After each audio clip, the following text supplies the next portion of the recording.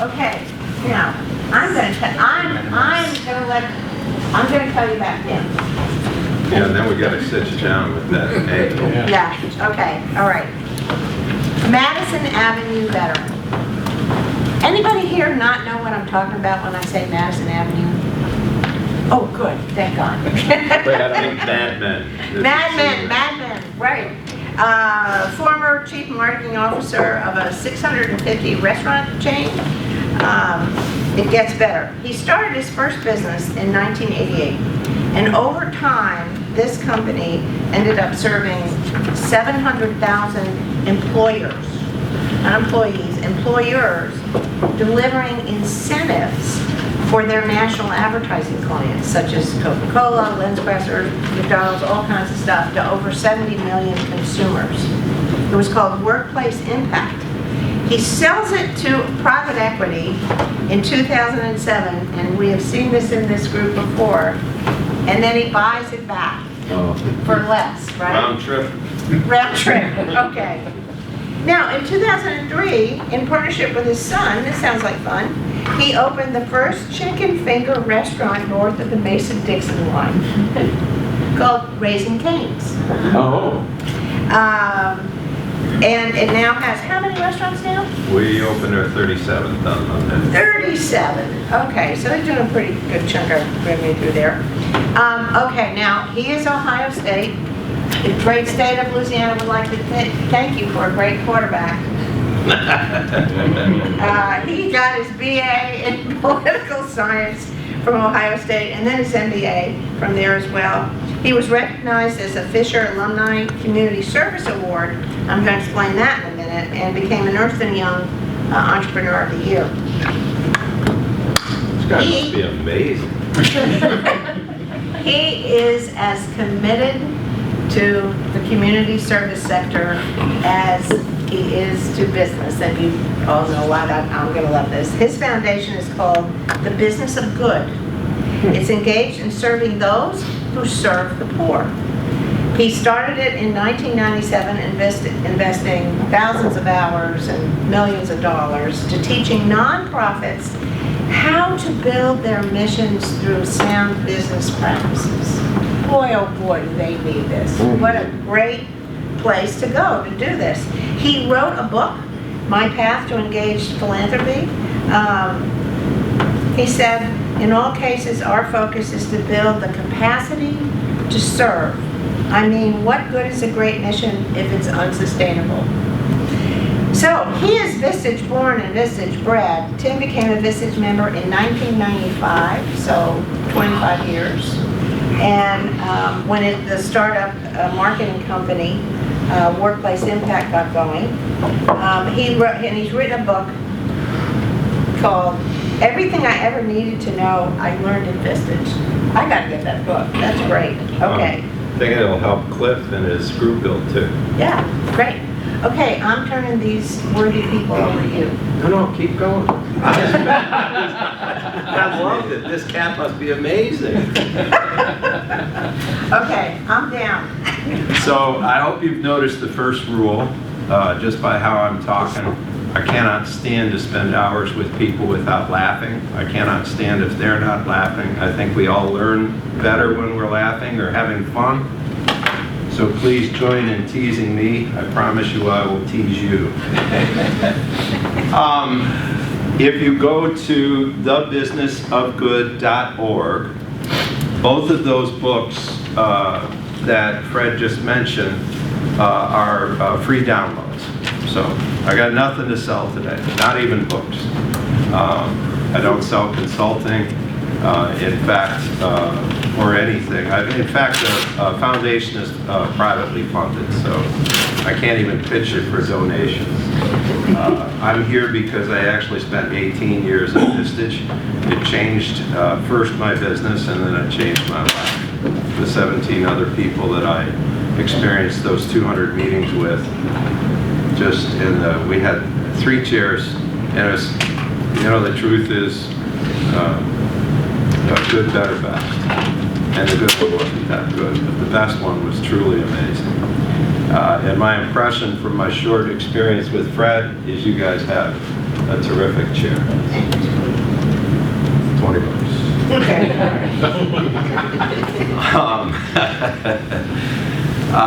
So do go to the website. The one thing I'm going to ask from you at the end of this morning is for your email, and I'm going to give my email to you. If you choose to give me your email, I'll be able to report to the foundation board that I'm getting closer to my objective, which is 500 new readers of my blog this year.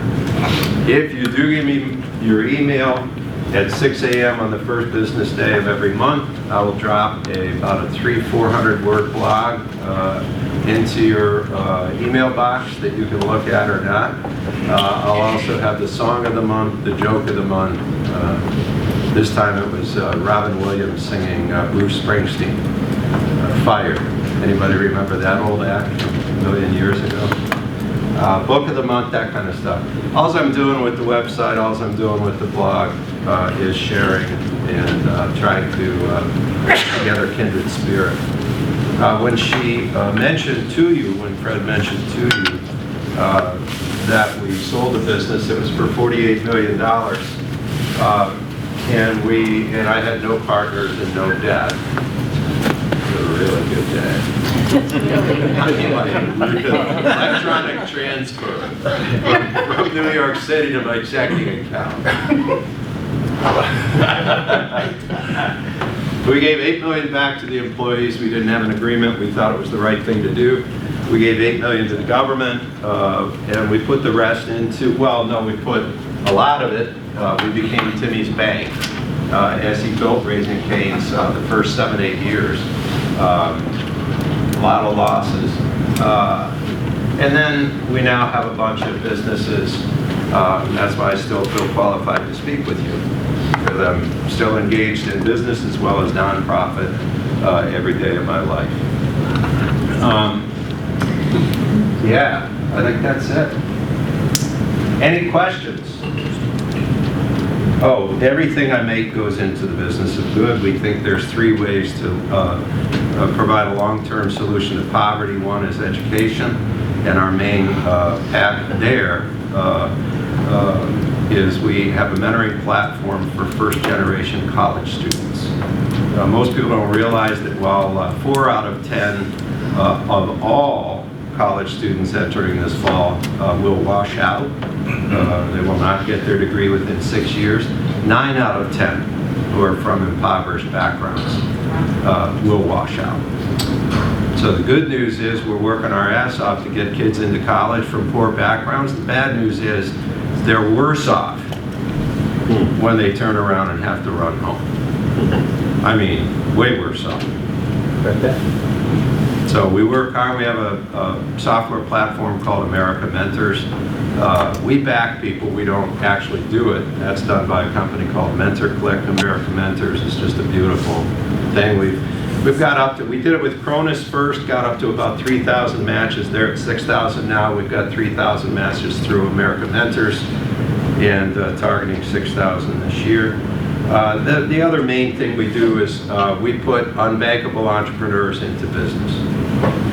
So anybody in my little town, which God forgot, Ashtabula, Ohio, and Eddie, a lot of them around Cleveland. We also do some work in Columbus and Cincinnati. Anybody who has a great idea, a good work ethic, and above all is coachable, because most aren't. The teachers among us will understand that comment. We are able to give them non-collateralized loans. And we don't have as much breakage as a bank, because our little secret is we make sure they all get together every month. And so anybody who has a loan from us, which is over 500 people now, is in a small group that they sit down just like Vistage, and they figure out why things are going bad or going good, and they teach each other. We don't teach them much. We bring in speakers and stuff, but mainly it's them teaching each other. Any questions? Because that's the last you'll hear about me. The rest of this morning is going to be, actually 80% of this morning is going to be, I'm going to share 5 things that made marketing work for me. Marketing, sales, and advertising. I'd like to think it's a pretty unusual presentation because it's not the normal biz-baz that you would get from a Madison Avenue cast. But anything you want to know before I dive into all that? Who were some of your biggest customers? At workplace? In your Madison Avenue gig? Oh, in Madison Avenue, when I was with McCann Erickson, the largest agency in the world, and 2 divisions of them. And we had, I did work for, not for Coca-Cola, but very specifically for Sprite and Diet Sprite. I did work for Gillette, did work for Xerox. And then, as I fell in love with your chair last night and this morning, I found out that she was on Pennzoil while I was battling her on Valvoline. Absolutely true. We know each other's ads. We know them all. We knew each other's ads, and we know all the same people, because she ended up consulting with my favorite guy at Valvoline, who turned out to be their president and Quaker State's president, Yeah. John Parr. It was like old home week up here this morning. It was really fun. Now, McCann Erickson also did Epsilon, right? Yes. Yeah. Yeah, McCann Erickson, the main reason, I mean, obviously, political, crazy ad at that time. This was the late 70s to the mid 80s. And the ad business wasn't exactly Mad Men, but it was pretty close. It was gruesome. I mean, absolutely gruesome. But McCann stood by what I think is the greatest theme in the world. This will lead a lot to my presentation. In 1934, they made their theme, and it's still their theme today. The truth, well told. It's worth writing down, because it's what you'll hear from me over and over today. You want to break through in sales, want to break through in advertising, want to break through in marketing? My secret is to tell the truth. Can you guess why that breaks through? Because nobody else is! You'll get 3,000 to 5,000 ad messages today, and you're not going to believe one of them. Are you? We're pretty skeptical. We have made ourselves so. The American consumer has become so inert to lies that it makes our job, marketing folks, much tougher.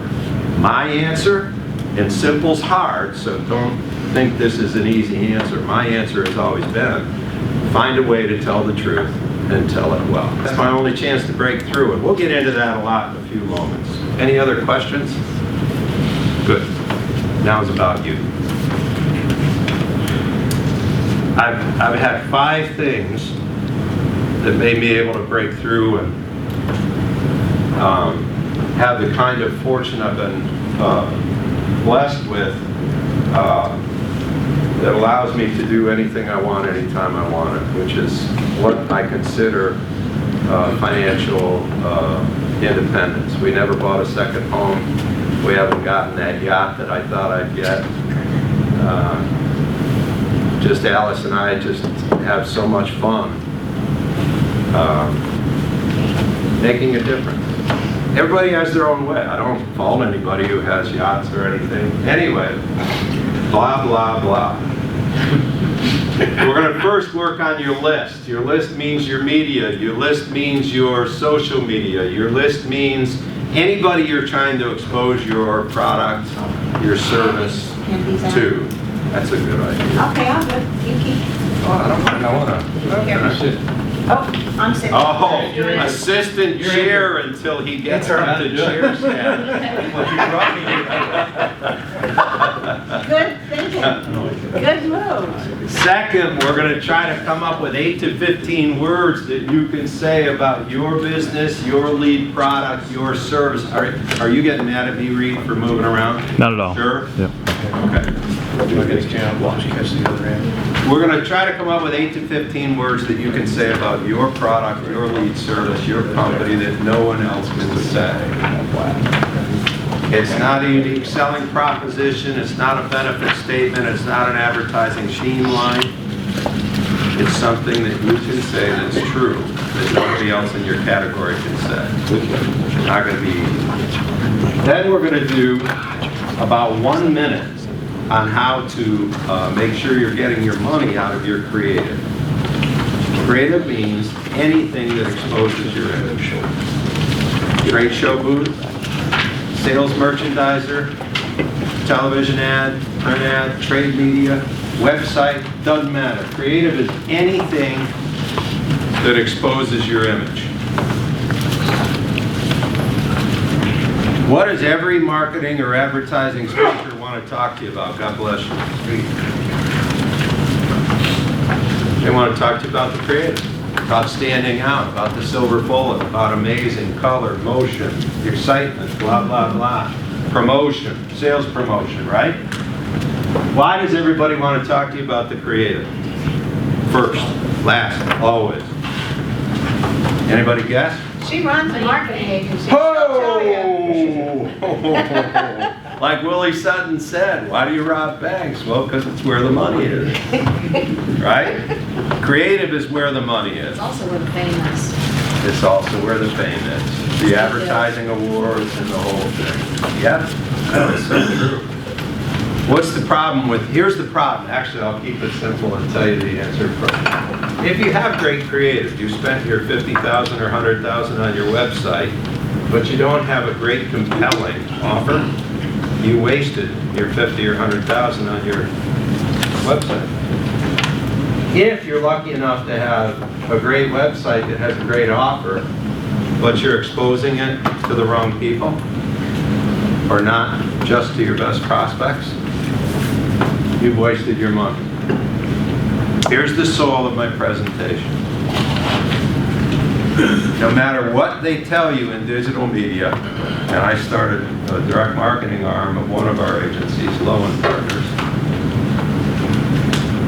we have always been getting better at finding out how advertising works. It will never be operations. It will never be engineering. It will never be financial spreadsheets. You will never, and I'm telling you, other people will tell you different, I'm telling you factually, at least in 40 years of my experience, you are never going to know I put $1 in, I got $1.20 out, or I got 80 cents out. Never. We get a little better at it all the time. We can measure hits and we can measure this or that or views or whatever.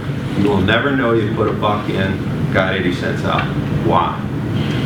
This is where you guys talk. Why will we never know? Sales, as well as advertising, as well as marketing. How come we'll never be able to count $1 in and $1 out? It can come from so many different sources. Bingo. Why else? Dead on. There's never a we tried to create a vacuum from the first day I worked on Madison Avenue. We tried to figure out what was that sales. That's his point, David's point. Was it the sales promotion? Was it just their time to buy? Was it? There's no way to create the vacuum that allows you to count what caused the sale. There's also a conversion issue with the sales. Tell us about the conversion issue. That's really well said. Well, if marketing is the lead generation or demand generation, and you're not connected or integrated with the sales to follow the path, then you don't know if marketing is the beginning of that. And then the salesperson could screw it up too. So we got the lead, it's outside, and the salesperson screwed it up. Somebody say, for me, very simply what Bethany just said. She gave me the detail of it. Here's the punchline. You haven't created an urgency to buy from a compelling lead. Oh, God, I wish that was true. That would make me sound smarter with my name here. But I like where you're going. I like the encouragement you're giving me. It's super simple. Not everyone tells the truth. That one I hadn't thought of. I really like that. Because even the surveys and even the... and it's not even necessarily about telling the truth. It's about they might not remember which thing caused them to buy. How interesting. Where's your name tag? It's on. I took my glasses off. Thanks, Sandra. That was good. It's people!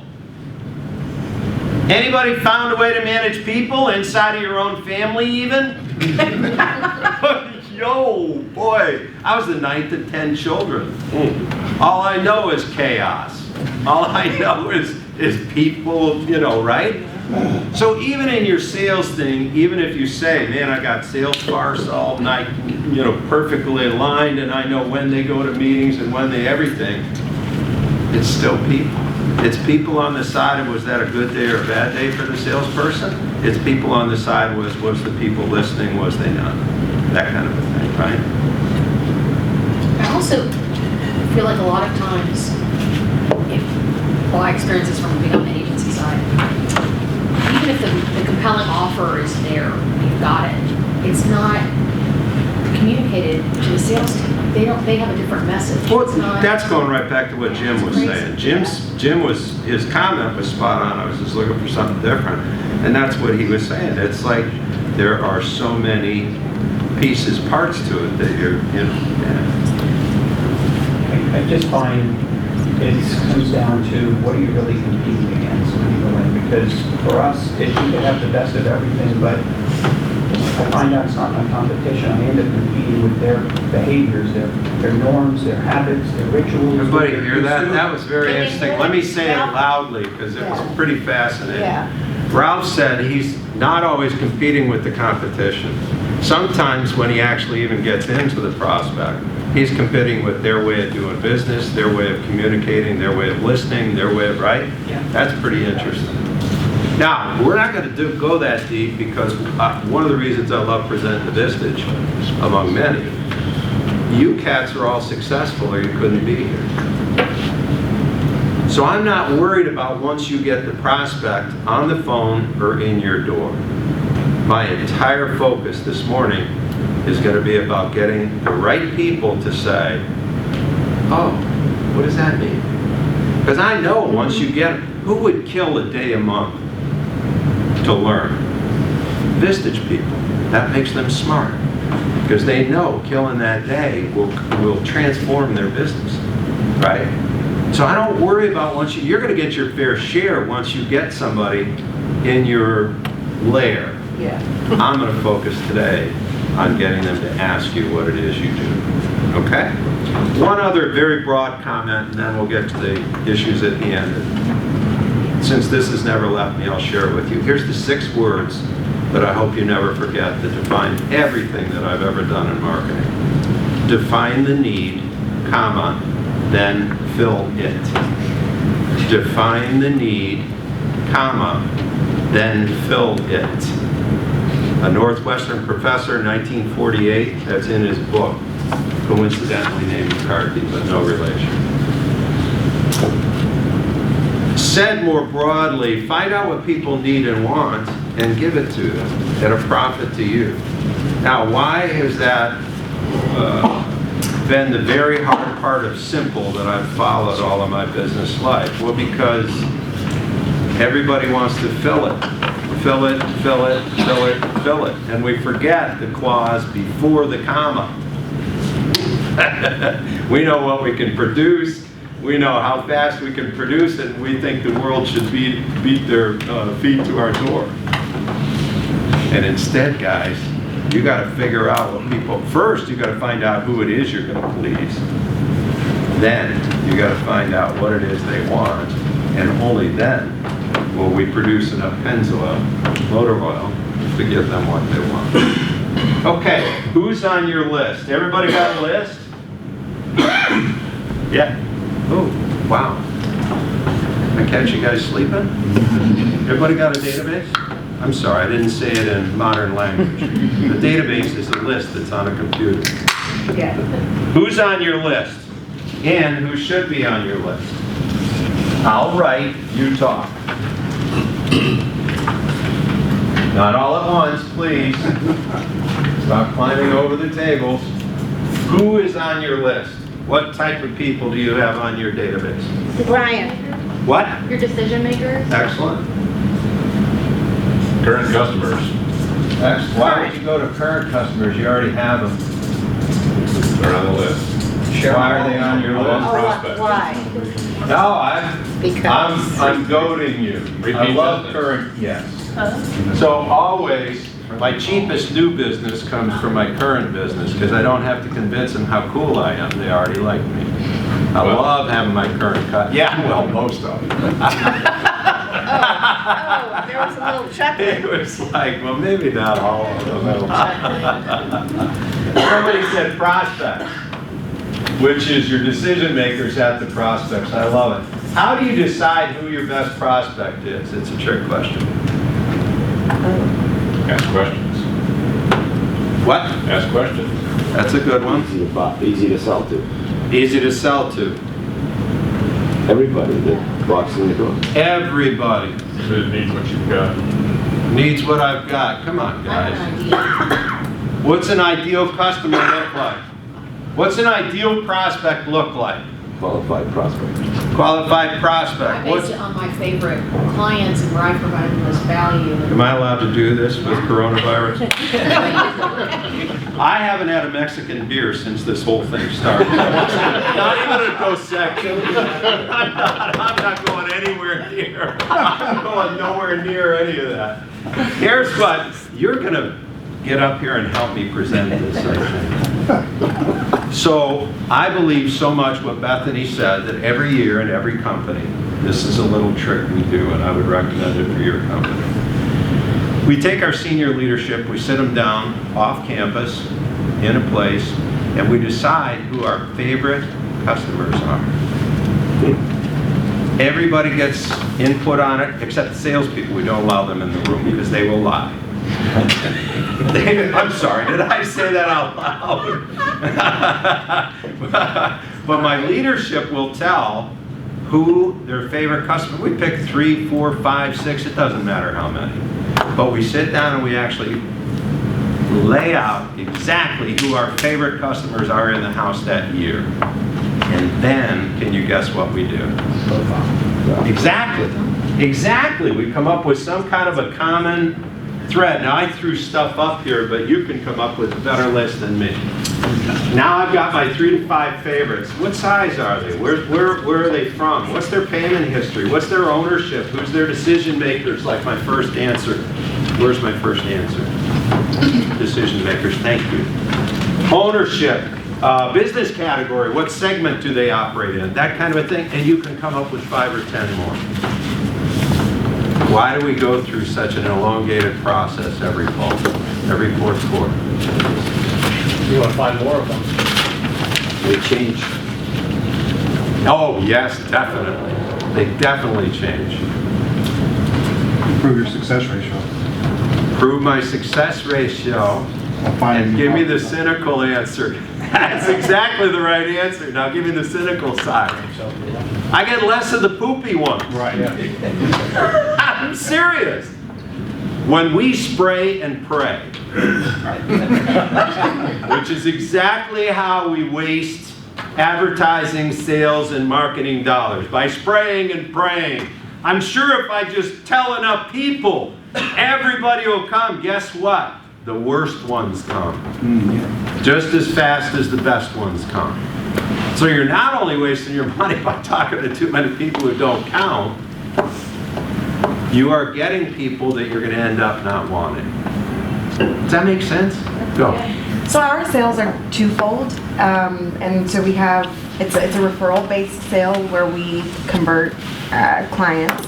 So we have referral sources and the actual clients that sign on with our services. In terms of customers, when we're talking about qualifying, are we talking about the actual institution or the referral source, or the customers or clients who are actually on our services? Tell everybody the That's referral a great question. The referral source tends to be. So the referral source is typically maybe like a hospital or a senior living community or something like that. And then those, referrals will hopefully convert to clients for us. And so for the context of the conversation, I was just trying to divide when we're talking about customers or determining our favorite customers or qualifying, would it be best to frame that by the referral source and kind of the... You tell me the answer. You know the answer, Alyssa. I would think referral source because no, you think the client? Both. Both. You would have the privilege of having referral source, our 3 to 5 favorites. Customers, our 3 to 5 favorites. Got it. Thank you. Makes sense, right? It does. Can your customers influence the referral source based on their experience with you? Definitely. There's feedback. Yes. Okay, awesome. Isn't that true across almost all industries, what you just said? Absolutely. Influencing Absolutely. your customer. Why wouldn't it be? Ash is spot on, and the reason is because it's also somebody that he should have on his list. Because Alyssa does, and so should everybody. On your list, you should be marketing the heck out of your referral sources. Existing. Yeah. Yeah, existing and new. Right? And what Alyssa was offering was she's even going to tier the referral sources, which I think is really smart. That's never come up in 140 of these meetings. Thank you, that was really good. Because your referral source, which I think is what Ash is saying, could be good, better, best also. Well, Referral sources you shouldn't spend a lot of sales time on. Referral sources you should be all over like a blanket. I think referrals are absolutely I think they're one of the best. Oh, without a doubt. Personally, I believe in that. Whoa, For anything. where's For anything. today's quote? Ready? From Fred herself, thanks to Intuit. A brand no longer what we tell the customer it is, it's what customers tell each other it is. And that's your point, Ash. If you have a referral and it's coming from somebody who they trust that's actually saying to you, yeah, makes it better. Who else should be on my list?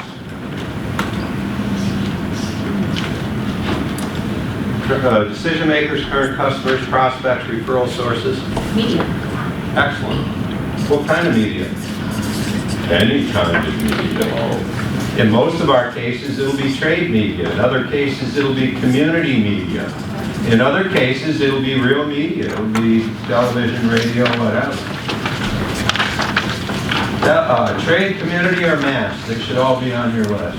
Now, in many cases, like in my case, it didn't help to use mass media in any way, but I did focus on our little community of Mentor, Ohio, and I really focused on this, because that's how I could target, right, my best customers.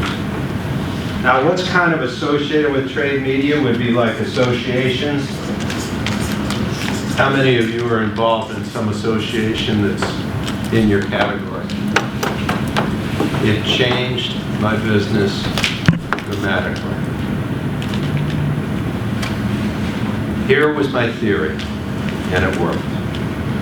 Every single person in this room knows something about your category that other people in the category would like to know. Do you think that's true or false? Every single person in your room has spent time in your category, and so you've had experiences other people in your category could learn from, right? It's pretty true. Why wouldn't you want to share that? I shared it so aggressively in the restaurant category particularly that we built our business around it. I'd not only go to the trade press or National Restaurant Association or the Restaurant Hospitality or Nation's Restaurant News or COEX or MUFSO and say, I'm willing to speak, write, be on a committee or whatever. I'd say, not only do you not have to pay me, I'll pay my travel expenses. They'd be like, why would you do that? Because it's going to build up my credibility. I just want people, I won't even mention my name. I won't even advertise, well, I won't say Tim McCarthy from Workplace Media. Because if I just get them to realize that Tim's a good guy, that's got some honesty, that's got some knowledge, and he's glad to share his knowledge. What's really secret out there right now, by the way? Nothing. A lot of secrets other than your true engineering things or whatever. I was just going to ask, in those events, are you speaking to potential customers of yours, or are you speaking to competitors? I'll speak to anybody. Because if they're not customers, they're referral sources. If they're not referral sources, they're vendors. If they're What about competitor? I mean, what? Some of these trade associations you're with. My competitors are there. Yeah. So don't forget vendors. I'll come back to it. All right. Here's my view on competitors. In fact, I'll put them up on the list. Yeah. Here's my view on competitors, is with significant exceptions. And so I want you to be careful of the exceptions, because I think I know where your mind's going. With significant exceptions, my competitors would like to have some business that I would not like to have. And I would like to have some business they would not like to have. In my media business, there were $2 billion giants called Advo and Velasas, and they only delivered to the residences. I only delivered to workplaces. I wanted to be their best friend. Even though they were coming out of the same budgets, and everybody was choosing between us, not everybody, but a lot of people were choosing between us and them, I still wanted them to be my friend. Now, as far as secrets that might come out, now you guys are in Houston. Texas has become our home. Raisin Cane's secret sauce, which people go nuts over, has never been written down. It is verbal only. It's given only to the managers, and they are the ones who make it fresh every day. So it's always been a complete secret, right? No. Until now. No. When did we lose the secret? When did we lose First, the day the first manager was fired. I got on the internet and went, hey, I've got the secret sauce. Went on to Facebook that day, I would suppose. It was back in the late 90s. Maybe Facebook wasn't around. I don't know. There just aren't a lot of secrets. So what is it? Right. No, again, significant exceptions in the medical category, significant exceptions in the, absolutely, significant exceptions. But like, even if I was in the medical category and there were high secrets to my product or service, I'd still want to go to the associations and share anything that's not secret. Go. I'm in my own industries associations, but I also get involved in clients' industries associations. So Bethany's very powerful statement has to do with, she just doesn't want to be among ad agencies, are you? Right. She wants to be among, she wants to become an expert among her clients' clients. Pretty darn smart. Right? Because all you're doing is dripping influence. You're dripping credibility, you're dripping influence. And we'll talk more about that when we get to number 4. I have a question about another. I have an answer. It's probably the wrong one, but if you have a question, I have an This is answer about, for sure. what do you call them, companion brands?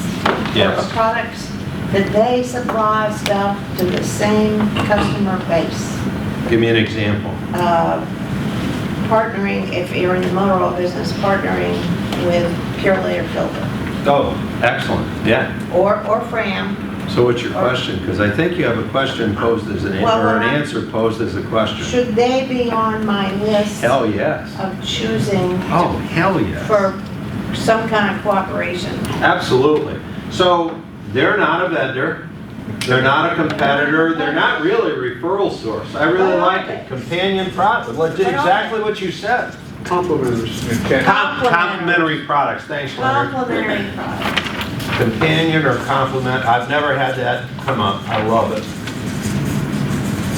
That's really cool. So mine in the media business might have been the printer or the fulfillment house. Yeah. Interesting. Wow. I liked it. She's a smart girl. Is that how you got your PhD? First PhD I've run into in a long time that doesn't have a big doctor thing along it. Anybody else should be on my list? I'll give you a hint. You're missing the most important one. My employees. Oh, thank you. Why would I consider my employees my most important Well, A, people to market to? I want them to know everything that I'm saying. What? Why would you want them to know everything you're saying? They're the ones that are in contact with customers and community and all of these people. They're at the events. So dig, what she's saying is, in the media business, it was a lot like the agency business. It's one thing. In Raisin Cane's business with 3,000 employees, 2,600 of them are on the front lines. They're our lowest paid employees. Right. All of our customer contact is through our lowest paid employees. How's that for tricky? And the number one reason, they are my number one target for marketing and sales and friendship and relation, integrity, transparency. What do I tell employees, and I think this is where Bethany was going. I tell employees absolutely, in fact, this is true in all the other businesses too. We have a little, kind of quiet line that you can know anything about this company except somebody else's pet. Now that includes even if they say, well, I'd like to see the detailed profit and loss statement. Great, we'll set you up with our CFO. Probably won't understand it. We don't understand her either, but we'll certainly make you an appointment with her. And when we get bad news, how fast do you think we get it out? Fast. Fast. The faster, the better. Is that because we're noble? No. Why is it? We'll make up something worse than that. Yes. My God, Patricia, 120 meetings and no one's ever come up with the answer till now. Human nature is what Patricia said. If you don't tell them, they'll make it up. Do you think it will be in your favor? No. Right? It is not going to be in your favor. And so we think we sell to employees by being aggressively transparent. Because they're like, oh my gosh, they're telling me everything. But the real truth is, it's not noble that we're doing it. It's so that their information is true and they give us credit that what would be the word to say, we respect their dignity. We respect their ability to decipher whether they want to be with us or not. And if they decipher that we're the kind of people they want to be with, we have a lot better employee. Does that make sense? It sounds so stupid simple, like most of the stuff I'll tell you today. So why don't we all do it? I mean, in the restaurant business, for goodness sakes, the reason that I started, it was the first people we served back when, was McDonald's. And that was in the agency side. I have never been, to this day, I don't understand how most restaurant managers think they should beat the poo out of the employee in the back room and then say, now go be nice to our customer. Right? And a lot of us have worked in the restaurant business when we were kids, right? Did that not happen? Why does that make sense to any? We have 3, and I don't know if Todd, I think he has this too. We have 3 zero tolerance policies for our manager. Gas, theft, and drugs. Can you guess the third one? Lying. Ooh, that's a good one, but we would never be able to figure out whether they were or not. So no evidence. You'll never guess the third one. Belittling? If they raise their voice to another employee, no tolerance, they're gone. None. No tolerance. Because if they raise their voice, it means they're out of control. And more importantly, those 2,600 people, a heck of a lot of them are coming from fairly unsafe environments. They'll be fight or flight. Plus, the very idea is we want them to know that for the 30, 40 hours they might be with us that week, they are going to be respected. And if our managers aren't willing to respect, right? Timmy's built his whole business around. And Timmy decided not to do a foundation after he started getting wealthy because he said, Dad, I have a social business. He now has 3,000 people who need him to focus on them. So he shares 15 cents of every pre-tax dollar. He has self-development conferences. He's in every store every year. When he's in the store, he does a, what's he call it? What's the opposite of an exit interview? Stay interview. Yeah. Have you heard about those? I had never heard about them. He brings in an empty legal pad and he just says, why are you guys still here? And then he takes notes. And the managers are not allowed in the restaurant during that scene, because then the next day he lays out all of what the people had to say without the manager present to give them information on how they might show more respect. Isn't that fun? Isn't that noble? Is not. I'm telling you, I've followed this since I got into business.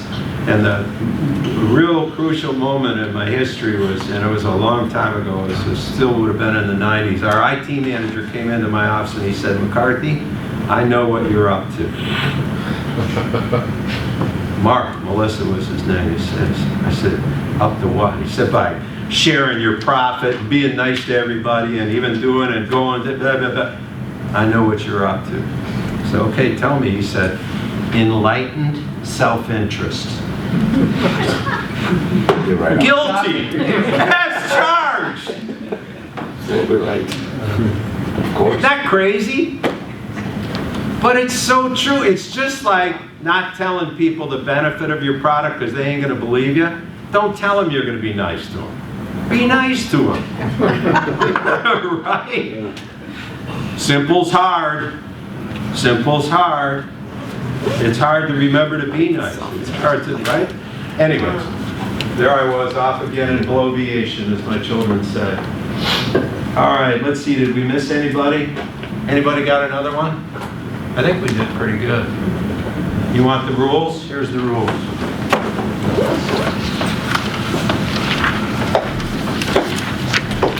Okay. Biggest rule, the first rule is just pay attention to your list. Right? Because most of us have lists. Most of us don't pay attention to it as much as we should. It's really that simple. Why do we not pay attention to our database? Why? Time. It's boring. Obvious. It's tedious. It's obvious. It's awful. It's awful. Ash, it's in your notes. Taking care of a database. No, but I like that you got me in the picture. It's the most tedious thing, and the way we solve that is we never have the database work, the actual work, with our full-time employees. Partly because I don't trust them. Sales department wants to be doing exciting things, marketing department wants to be doing exciting things, stuff like that. But also because I don't want to wear people out.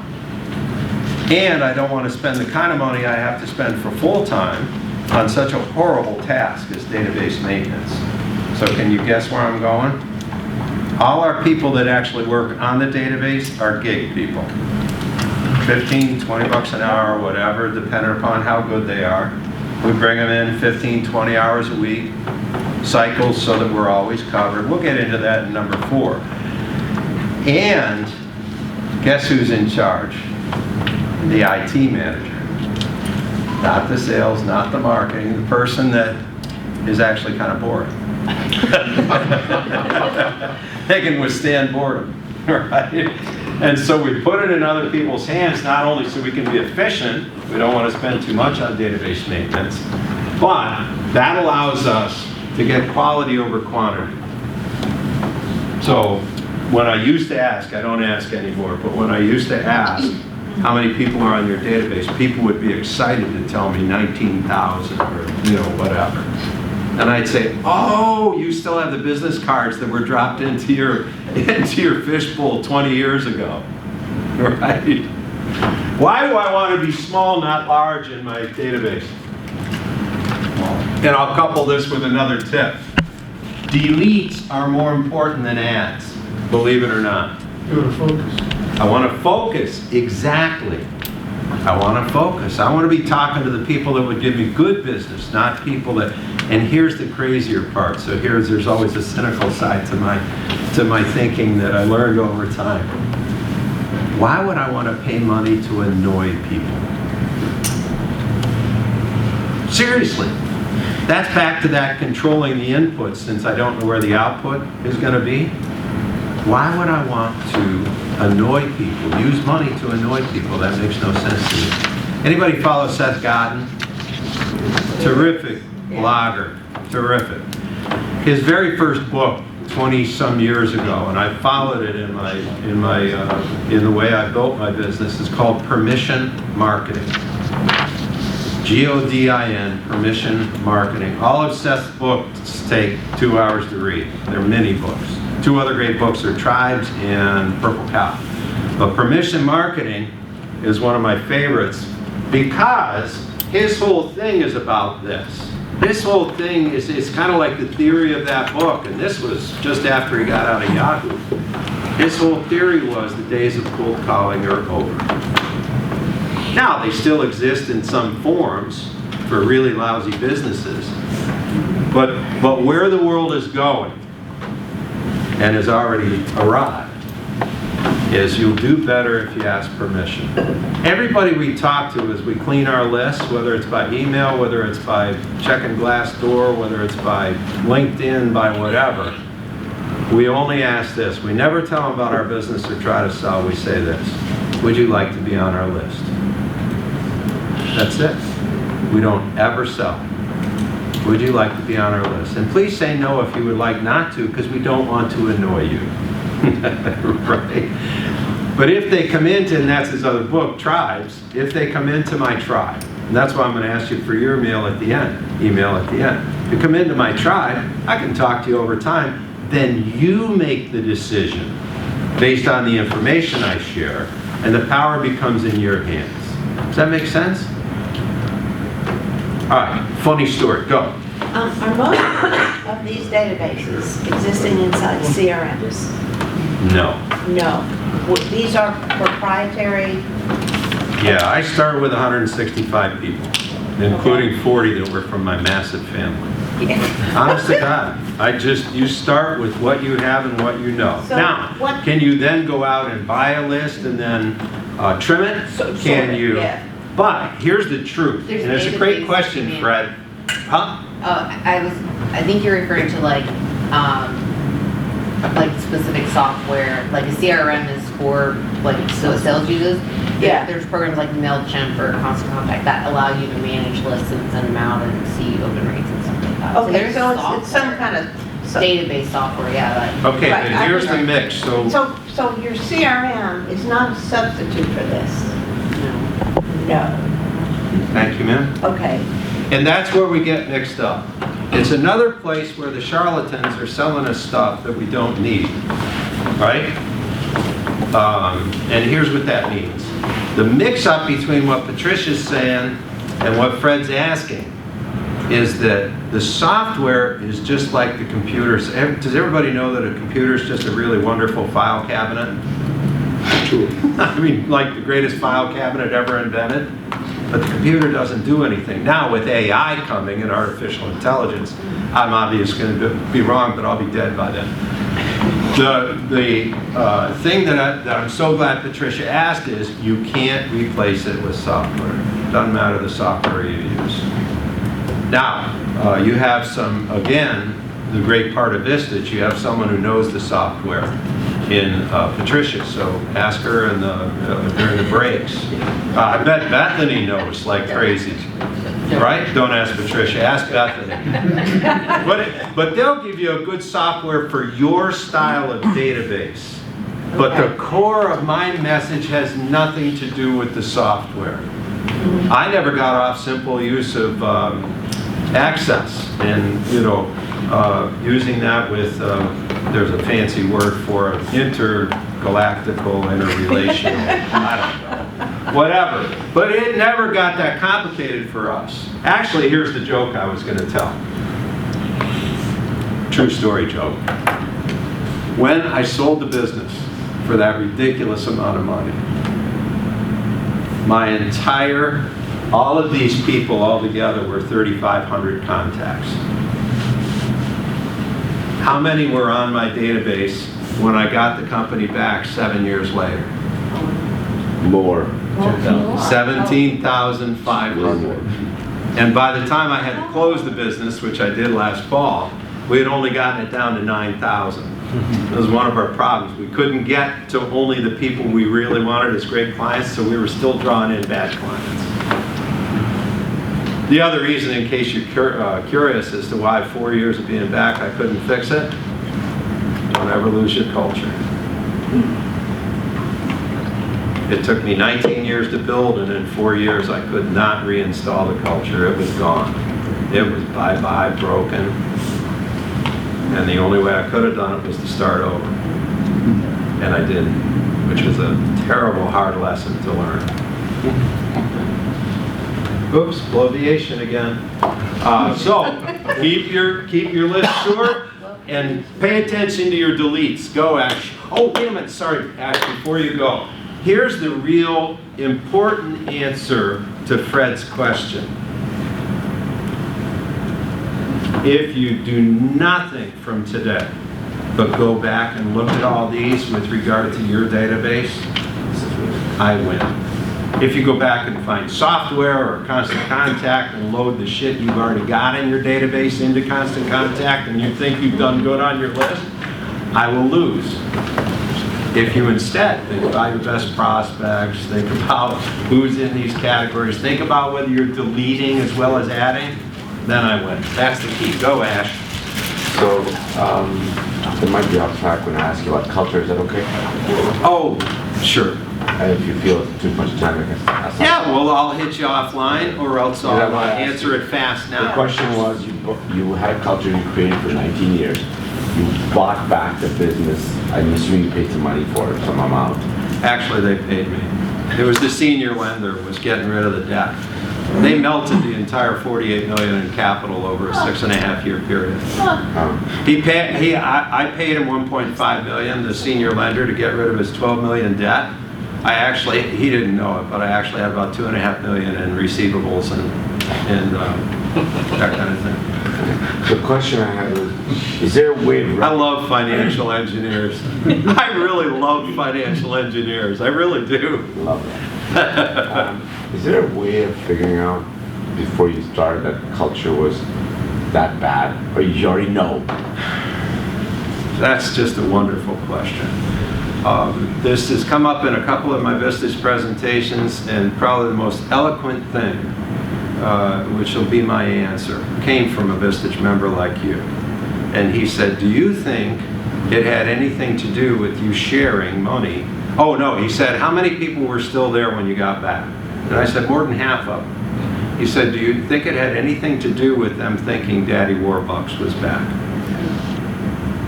In other words, my gesture of sharing, every one of them got 2 years' salary free. Right. Just in a check on the day, check a year later, a check 2 years later. 2 years free salary. And I do think, once I thought about what that Vistage cat said to me, that probably they just couldn't get over thinking that I would, hey, Daddy's back and we can mail it in. Because he's just a great guy and he'll never fire us. He's just a wonderful guy. They lost their edge. They lost that hunger. And truly, by the end, I realized I should have fired 90% of them. So you got to clean house and then start again if you were to do that? Is that what you would do in hindsight? Thank you. That's the easy, simple, excellent way to answer his question. You can't repair a broken culture. Maybe you could replace it. Yeah, that's probably what I should have done. I came in and tried to work with, Existing staff. existing ways of doing things and stuff. I tried to be patient. I decided that patience was going to reward me. Instead, patience killed me. Killed me.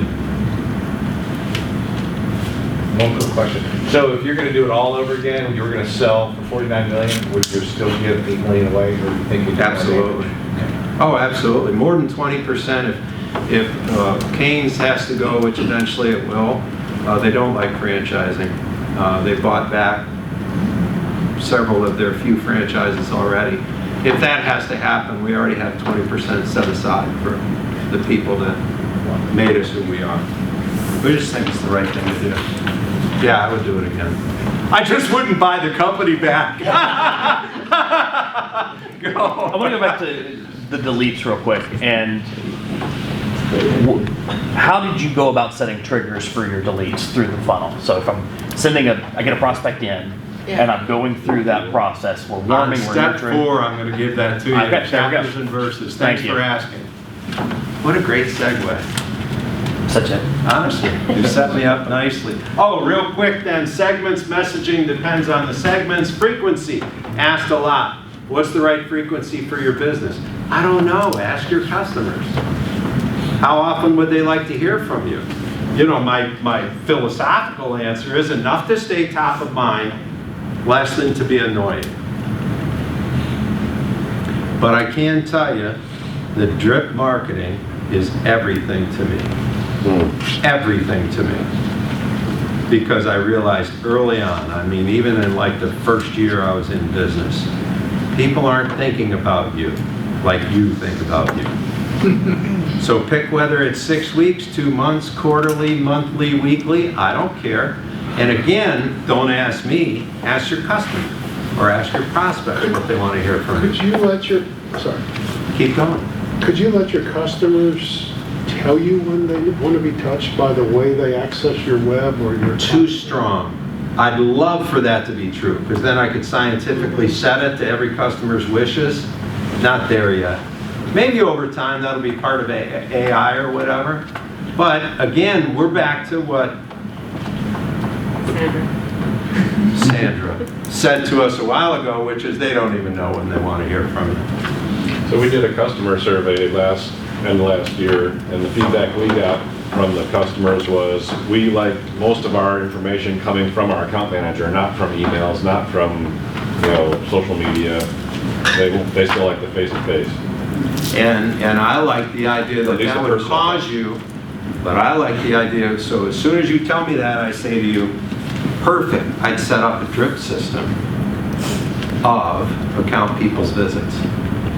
All account people are required to go, any account this size and up, account people are required to be in their office once every, whatever, twice a year, whatever. I love that. And that's a great example, but again, it's the simple part of taking the information, transferring it into drip. The other thing I do, and I bet Bethany had shown me how to do it, is all of my communications would come from the account manager. And that's a simple software stuff. Fun stuff. See, lists can be fun. Not really, they're horrible. Go. So one thing I really noticed about the quality over quantity, it's like a very interesting thing, right? It's sort of like a dilemma, because as we have more information and more access to customers, it's easier to go quantity, right? But then ironically, like you look at things like Facebook, right? When they came out, when they IPO'd, they said, what we're going to do is really different because we want to influence a customer through people that they know, right? Because you're much more likely to buy from someone that's a referral versus someone that is just like throwing a message out at you. Daniel. Yeah, sorry. You're brilliant. And so like it's this balance that happens because we have so much easy ways to disseminate information, email blasts, all of a sudden things like knowing someone that has that product becomes more important. Knowing an influencer becomes more important. Big data is dangerous. That's what Daniel just said. Too much information. So my PhD sister was in consumer behavior, and she told me early on, and it was really a great help to me, is she said data is data. You use data to get information. That's Daniel's point. The other thing she taught me was use research to confirm what you think, not to create what you think. Isn't that interesting? Great research confirms good judgment. It does not create it. You decide what the customer probably wants, which is back to Leonard's point, and then you go ask them, is that right? Because if you make it too open-end, which is where Brian was going, they might not know how to explain to you what they really want. It's a very tricky area. God, I'm so glad you brought that up, Daniel. And that's why you got to find. So the blog coming this month, I just barely started it. It takes 10 times to write 300 words if you're going to be true about writing good stuff. And I'm going to write about the paradoxes. And maybe that'll be one of the paradoxes. Because it is. It's such a paradox that the data doesn't get me where I'm trying to go. Everything. Every single thing. If I ever write another book, it's going to be called Reach for the Middle. No extremes work. None. None whatsoever. Big data, no data. High tech, high touch. Stated 50 years ago by a cat named, I don't even remember his name. Megatrends.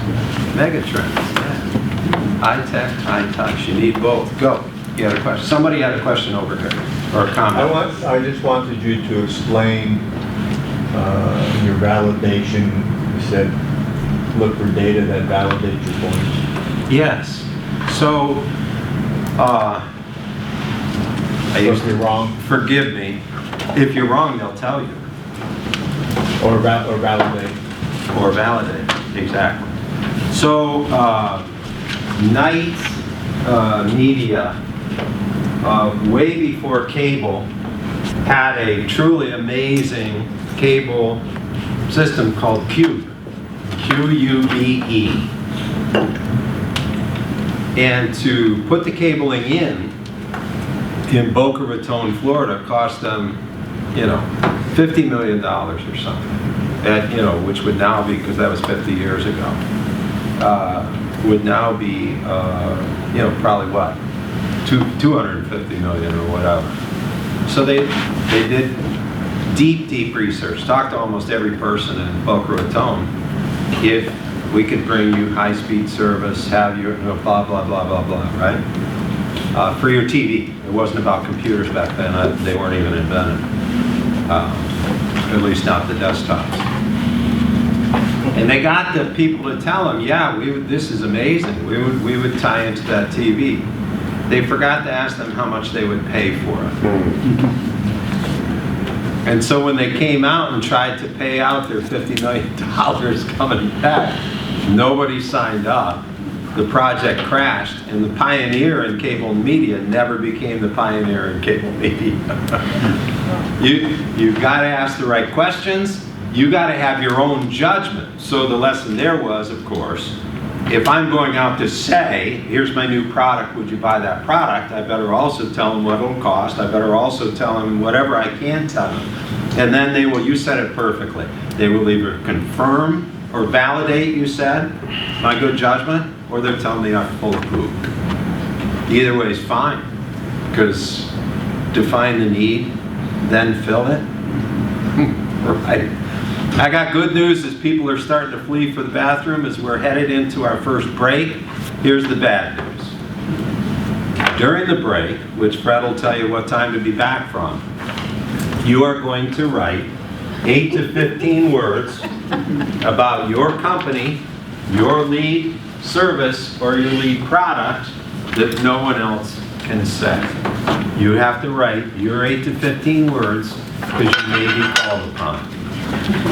Have a fun break. All right, who's going to be the first to put on the fish suit and climb into the barrel for me? Whoa! A brave lad in the back. Well, I figure by the time everybody else gets through, they'll forget what I said. So. This guy's got strategery down. Okay, we're going to hear Tom's pitch. Our 50-person import company sells 5 million tires in the U.S. each year. Okay, your chair just indicated to me that she was going to use this kind of information in the future. All of you can use this information in the future if you watch what I do with Tom. And I'm going to know by the end of, besides make fun of him, I'm going to know by the end of it whether you guys are well trained or not, okay? Please repeat what you wrote. Our 50-person import company sells over 5 million tires in the United States each year. Who else can say that? I can't think of anybody. My competitors are smaller, most of them. Most of them. What's the benefit to me of you selling 50 million tires? 5 million tires. 5 million tires. What's the benefit to me, the person who you want to purchase? Either wants to buy my products from me? Yeah, the person who wants to buy your products, what's the benefit of you selling 5 million of them? To me. I know it's good for you. The 50 people. You're making some cash. The 50 people prove that we do it efficiently.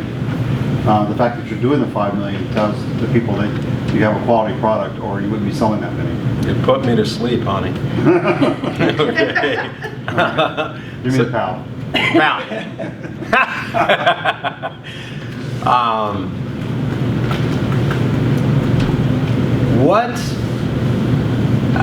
How have your 50 people been able to sell 5 million tires? 50 people import, so we don't have to, they don't. How do have to they sell. import? We take orders from the customers, and we submit those with the factories that we build our products in. And You make the tire after I order it? Yes. Who else does that? A lot of our competitors do that. Okay. And what do you do when you make your customers' tires that's different from what your competitor does? Everybody follow that? Yeah. That's the most important question I will ask of any of you. I make them in brand. I don't care that he does 5 million of them. I don't care that he has 50 people. But I bet there's a reason he has 50 people doing 5 million tires, and I'm darn well going to get to the bottom of it. Go. In brands that they can control. What brands, what does brand control mean? The distribution in the market, so they don't have a lot of competition. Who else does that? Other people do it, but not to the volume that we do it. Not to the what? The volume that we do it. So, again, why do you do the volume? Because I'm not impressed that you do a higher volume as you produce the tires to a market that has less competitors, but I'm terribly interested that you produce tires for me under brands and with the construction that will make me stand out in my market. Isn't that what you told me? So if I'm your customer, you're going to be so zoned in on importing, construction, everything else, that my tires are going to sell better in my markets. Is that what I heard from you? Right, and the style of the tires are some of the latest in the marketplace. What do you do with styles that your competitors don't do? We're ahead of that with our engineering team. What is the engineering team? See where we're going?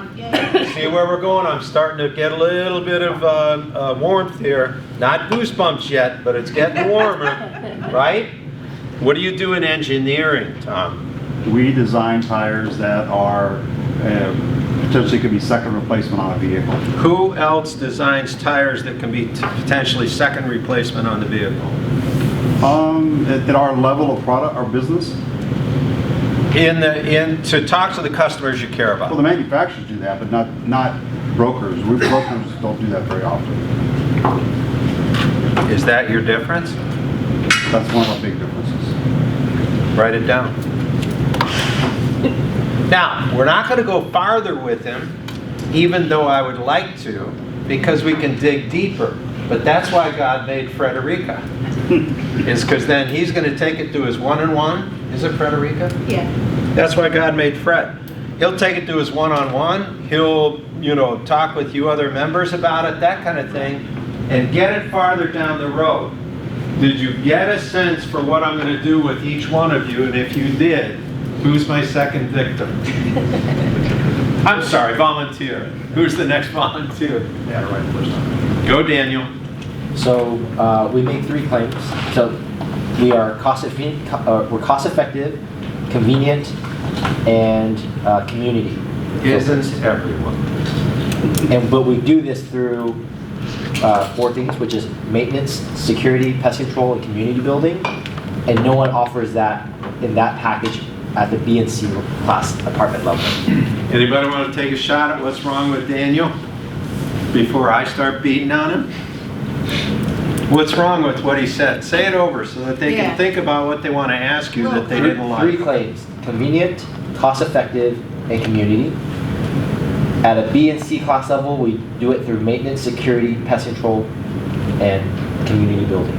So besides being asleep by the time he finishes, I should ask him questions. What's the problem with what he said? Is it too long? It is definitely too long, but there's a bigger problem.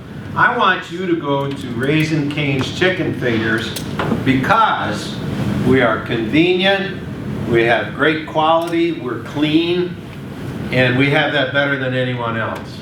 Would that cause you to go to Raising Cane's Chicken Fingers? Not no, but hell no. So it needs to be more specific. Thank you. Somebody start asking him specifics. What do you think you stand out for most? I keep hearing you say community as if there's some heart in that. Is that what makes you stand out most? Absolutely. So tell me more about community. Guys, ask me a question about community. We Guys serve- is generic. We serve, immigrant, blue-collar communities, and we seek to build out programs for them that no one else has built out for them to get them integrated into society. Who else serves immigrant, whatever the communities you said, that's in your category? Who else in your category serves that community? Nobody that I can think of. Write it down. Be specific. I serve immigrant, what'd you call them? Immigrant and blue-collar communities. Yeah. And you could even be specific geographically. Go, Fred. When Rice University wrote up Ashford Communities, they talked about how unique you were in organizing your tenants by ethnicity.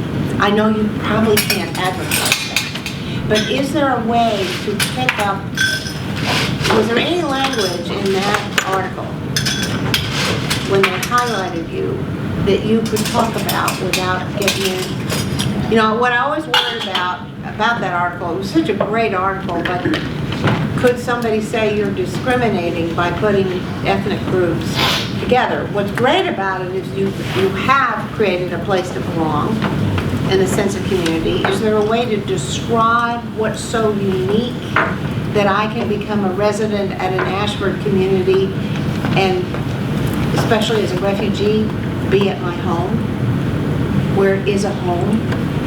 Well, when you do that, because we've already gone too deep, because she's a PhD, you know.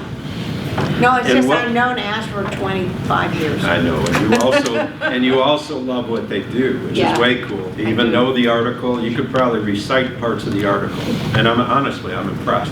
But what I'm trying to get, and here's the key, this will come back again and again in anybody else we talk to, but here's the point of this exercise. Since no one is going to believe what you say that's a benefit or a conclusion or a unique selling proposition, since they're not going to believe it, I prefer to give evidence. I do not want to give them a conclusion. I want to give them evidence of the conclusion I wish they will come to.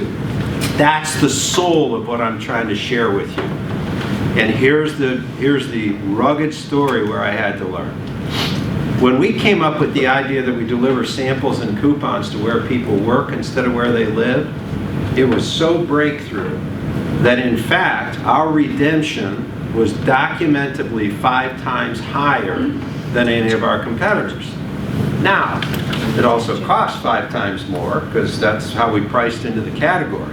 But I spent the first couple of years of this new product, which we kind of got around 2000 or so, started getting national, telling people I redeemed 5 times higher. That got everybody burning a path to my door, right? Yep. Absolutely not. Why did it fail? Everybody hear Brian? Give evidence. They didn't think, they knew I was lying. Now, of course I wasn't, and I had stacks of research with client actual things, but hear me loud on this, hear me really carefully. They didn't call me because they didn't believe me. They didn't read me, call me, reach out to me because they said 5 times up against billion-dollar businesses. The dude's obviously lying. So I didn't even get a chance to show them my research. So what did I end up going to? We deliver where people work, not where they live. No one else could say it. No one else could say it. Oh, but there's no benefit to that. Right, I want to ask them. I want them to ask me. In fact, I feel good if they ask me, what the hell does that mean? What do you mean you deliver where people work, not where they live? So glad you asked. We've created a 700,000 contact database. We call them key contacts at the host employers. We don't pay them anything, they don't pay us anything. It's just a courteous way for you to, if you're introducing a new latte at McDonald's or Starbucks, or you're introducing M&M Mars is doing goodness knows, or caramel colored or caramel filled M&Ms, we'll get samples and we give it to the gatekeeper gives it to everybody, employer's happy because it's a free benefit. I could go on forever, right? But I couldn't get them to call me when I told them in truth that I redeemed 5 times higher. That's why evidence is 10 times more important than conclusion. If he has higher retention because of the way you guys do the community thing, if you have higher retention than anybody else in the industry, that's hard data because the industry publishes it, but you're saying people aren't going to believe he cares about it. Of course, he paid the industry to publish it. His cousin is the press agent for the industry publication. I don't know, they're going to find out why you're lying, even though you aren't. Now, here's the key, and I hope this brings it home. Fred, Yeah. why is that true? Oh, Why does he have retention that's unlike anybody in the industry? Tell me that, and then I'll tell you, you have 8 to 15 words I want. okay, because my family and Because then they'll friends- say, oh my gosh, I bet they retain more So people. my family and friends that are also Muslim refugees from Nepal all live there. That's why I believe him when he tells But me. he helps- Why do they live there? Why? You already said it. Now we got to work out the words because we, For their benefit. and For their specific to, exactly, For and their specific to, and specific, but forget the benefit.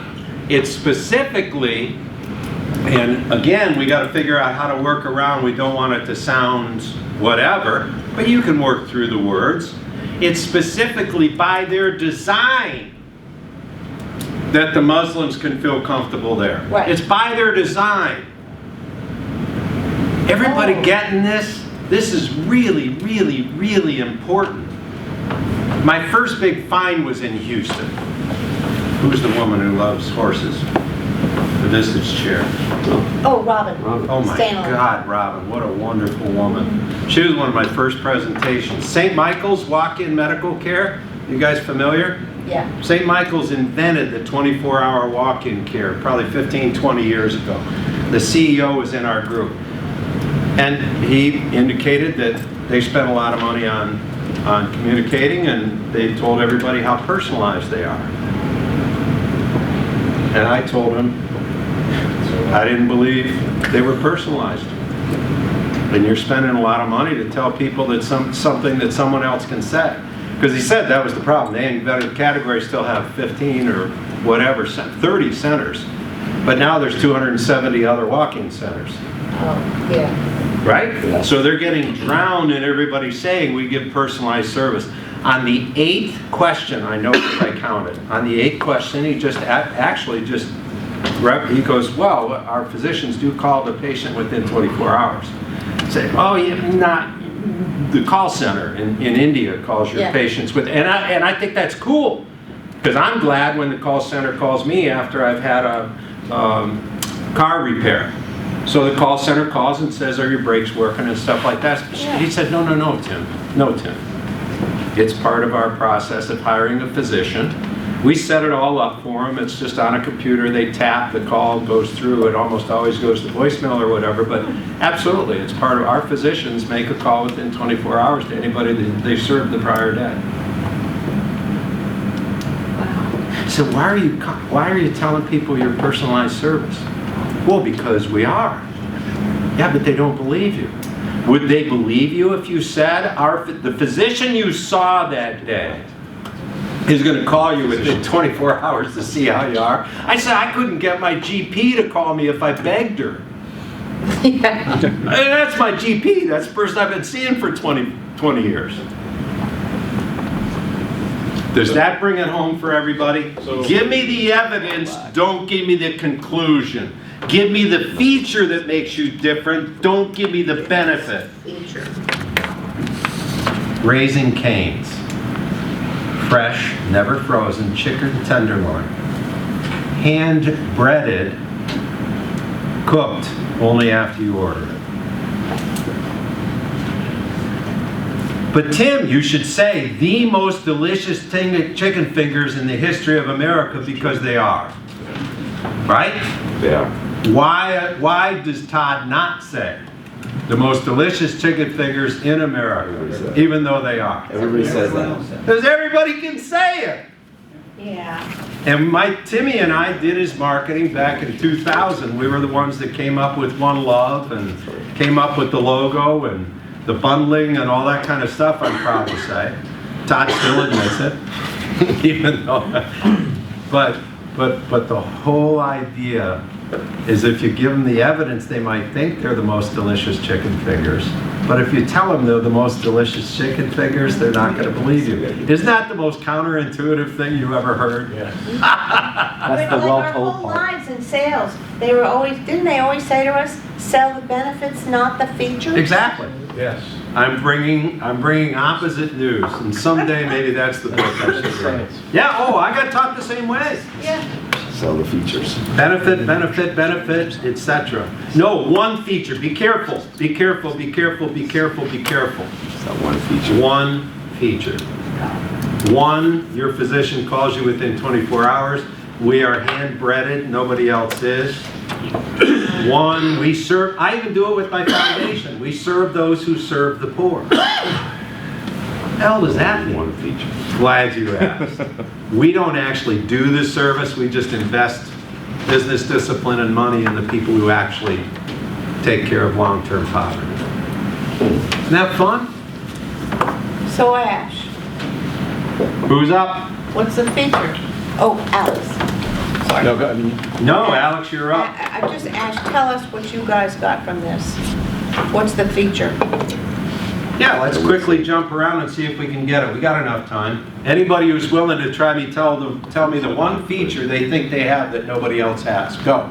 Alex, we'll start in the back and come all the way around. Thank you, Fred. That was a great idea. Wait, am I saying the 10 words, or am I saying something different? Hopefully, you'll say the 8 to 15 words, but Okay. at the very least, do what Fred's asking, because she's the chair. Give her a feature that you think makes you different. Okay, I'm just going to Start with the 10 to 15. Evidence. Give me evidence. A comprehensive one-stop shop for the addressable private pay senior home care market.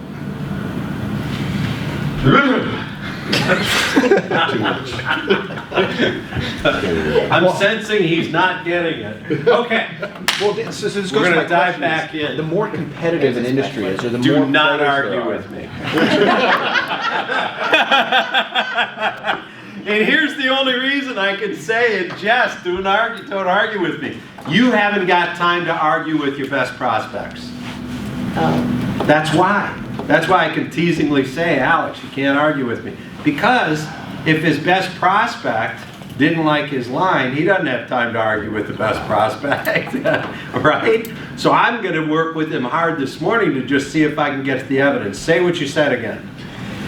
So, comprehensive one-stop shop for the private pay senior home care market. So, who buys? Who's your most important buyer? Well, depends. I would say probably the adult child looking for care for their Perfect. So, parent. what's the most important to them that you're trying to take care of? Is it the convenience. one-stop? Is it the comprehensive? Is it the, what is it? Convenience and peace of mind. All right, what is more convenient about you than it is anybody else who could sell them that same service? This is kind of cool looking. Things that they're... Sorry, I'm ADD. It was a squirrel. Sorry, go ahead. services that their loved one would need. What services? In the home. Get where I'm going? What services? Caregiving, nursing. What kind of caregiving? What's different about your caregiving? I'm trying to answer that without too many Take words. your time. Work with Fred, or take 2 Advils and email me in the morning. But my point is, there are so many people that do what we do. No kidding. Do you think anybody else in here is not in a commoditized business? So that's what I'm asking. Every single CEO in this room is in a commoditized business. What separates you? We all got the same problem, Alex. But are you separated, when you say one-stop shopping, is that different than the experience that I would have if I went to another home Yes. care group? That's, so the And it's absolutely convenience unprovable. is one-stop shopping. No, because No. one-stop shopping, anybody else can say. How do you one-stop? Help Fred and me get you to stop saying one-stop and instead give them the evidence that makes them say, oh my God, that'll be so easy. Because it'll just be one-stop. So we talk through language. They have an intake process that covers every possible eventuality that my mom's going to confront. Or my grandpa or whoever I'm putting in. But until he describes the evidence of that process, I'm not going to believe him. Everybody's going to tell me it's easy, it's one stop, it's convenient, I'm a better place to do it. You got to give me the evidence that makes me believe that you're going to be truly easy, convenient, and one stop. Am I barking at the moon, Alex? Because you still have that wrinkle in your brow. I always will. I get where you're, I get where you're going. Come on, Mom, I'm having a hard time understanding how it would get into 8 to 15 words. What's the name of your company? Family Tree. The family tree age in place process, you wouldn't use these words, but is an intensive 35-minute set of questions. No, don't even start with it. If you come to Family Tree, you're going to be required to spend 35 minutes answering 63 questions, 24 questions, 10 questions, that will allow us to age in place your loved one. We'll give you the information about it. We can save you 10% Sandra had some input. Hang on. Did you get, I lost the furrow went away from your brow. Am I close? For a moment. For a moment. Just write down what you learned while Sandra's teaching you more. Go, Sandra. It wasn't an insight, it was a question. Like, so for someone, let's say, who's first time, I have to go age my parents, right? So what do I need? Like, what are the tools you're going to give me that I can't get from the guy next door? What's the peace of mind you're going to provide me? Is it everything from soup to nuts? And explain what. No, I won't believe soup to nuts, Sandra. Really? That's the problem. But if you tell me it's 35 questions, it's a unique family tree process, and through our infinite experience, it will cover all the items that are needed to properly place your loved one. Now I got a chance to say, oh my gosh, you're going to give me what I'm after. But as soon as I say that I'm going to give you what I'm after, I don't believe you. Go, Alyssa. So does this mean that the focus Love should that be on our process? Thank you. My wife's Alice, and I call her Alyssa. Does this mean that the focus should be on our process versus on the service that we're actually delivering when we're... Can't say it better. That's probably too extreme, but yes, that's very close to what I'm after. I'm very close to again, I'm very close to process, yes. Yes, because your process has worked for you. Right? How do we do what we do? How you do what you do, not what how you do what you do, or what you do, that needs me to believe that I will get peace of mind for my loved one. Don't tell me I'm going to get peace of mind for my loved one. Don't tell me it's one-stop shop. Don't tell me we've served more than anybody else. Don't tell me any of those things.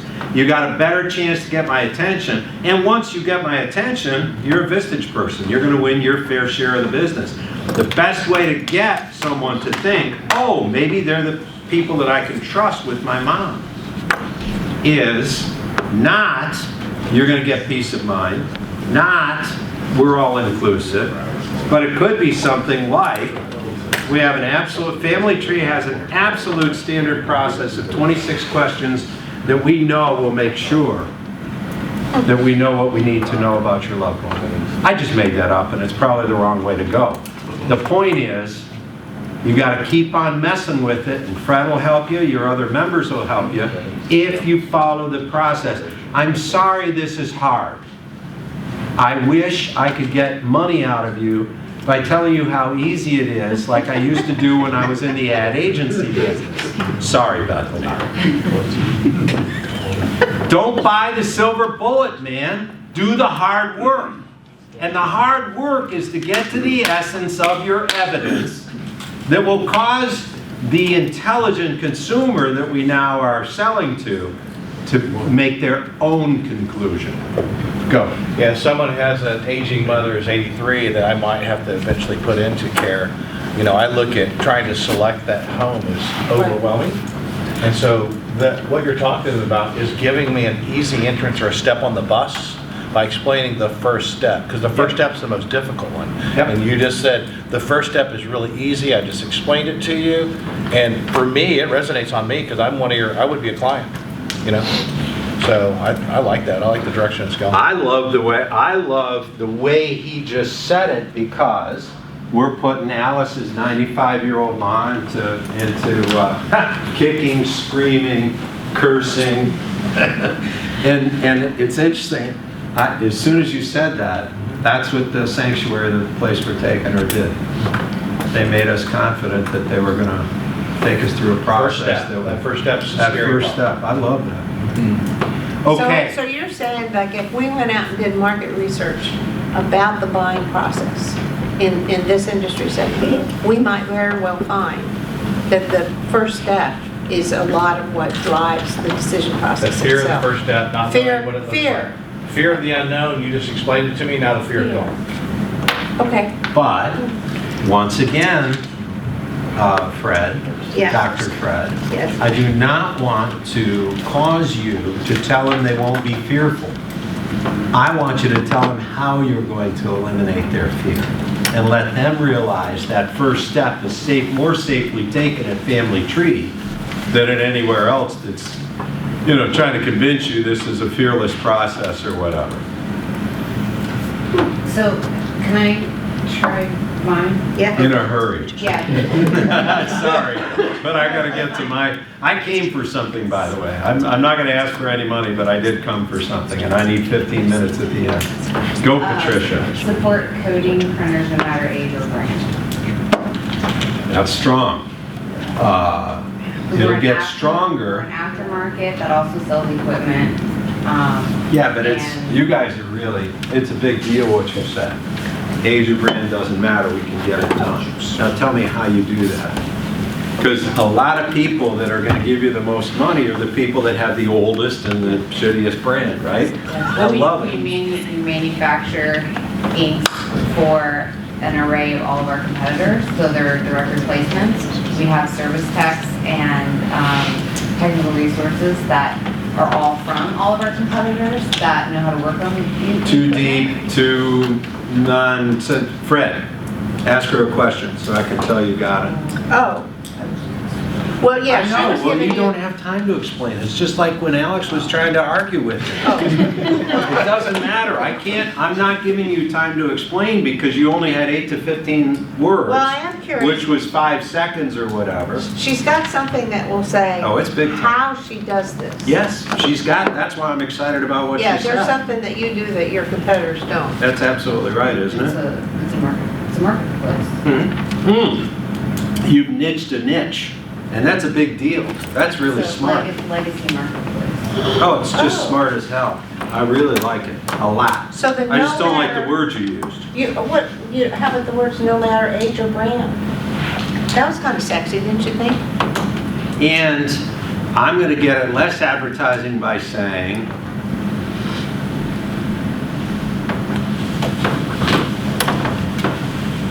how would we say it? We work on the oldest brands with the, I don't know. Well, the problem is we also sell our own printers, so that's why it's important, I think, to say age or brand, because our own brand is in there.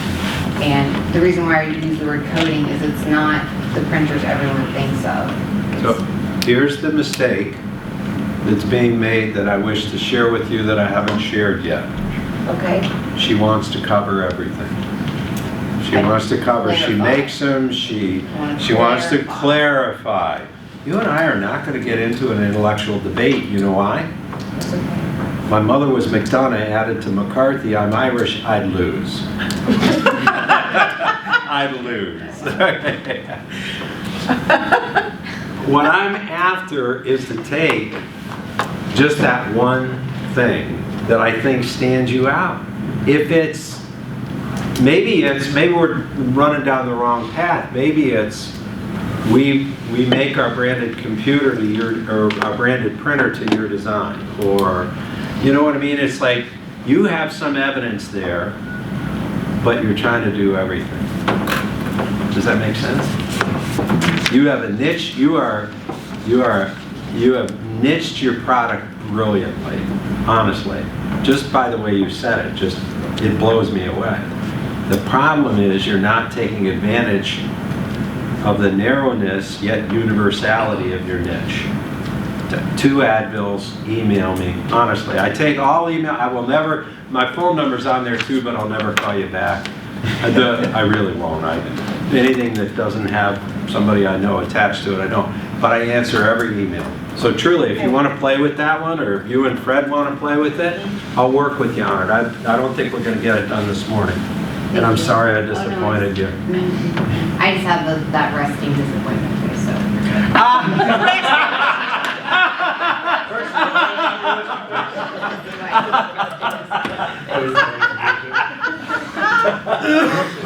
You should have seen her when she tasted the coffee this morning. You remember? That was a disappointed face. That's it, guys. My coffee. It's hard. It's so hard. But we can work on this. We can work on you know, in our executive sessions, we can work on this and give each other feedback. I hope you do, because Yeah. it has such power. That's the irony. You know, the bad news is it's so hard to come to what your evidence is, right? The good news is you're already doing it. I'm not a marketing guy coming here to tell you, come up with a biz-baz words or invent something new for your brand or whatever. I'm telling you, do the hard work that figures out what makes you as amazing as you are, and then tell people about it. Counter-intuition. The less advertising ease and biz-baz and salesy language you put against it, the more effective your product will be. So when you say something that no one else in your category can say, Period. I'm wondering how Not that they can absolute you are with do, that. because obviously you do it and they don't. That's why you're better than them. If I said we have a 25 questionnaire that went with that, like another company could also just turn their process into a 25 questionnaire. They deliver the same service we do. Sadly, they'll be second to the market.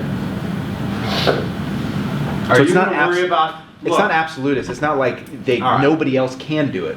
It's All just. right. Yes, that's correct.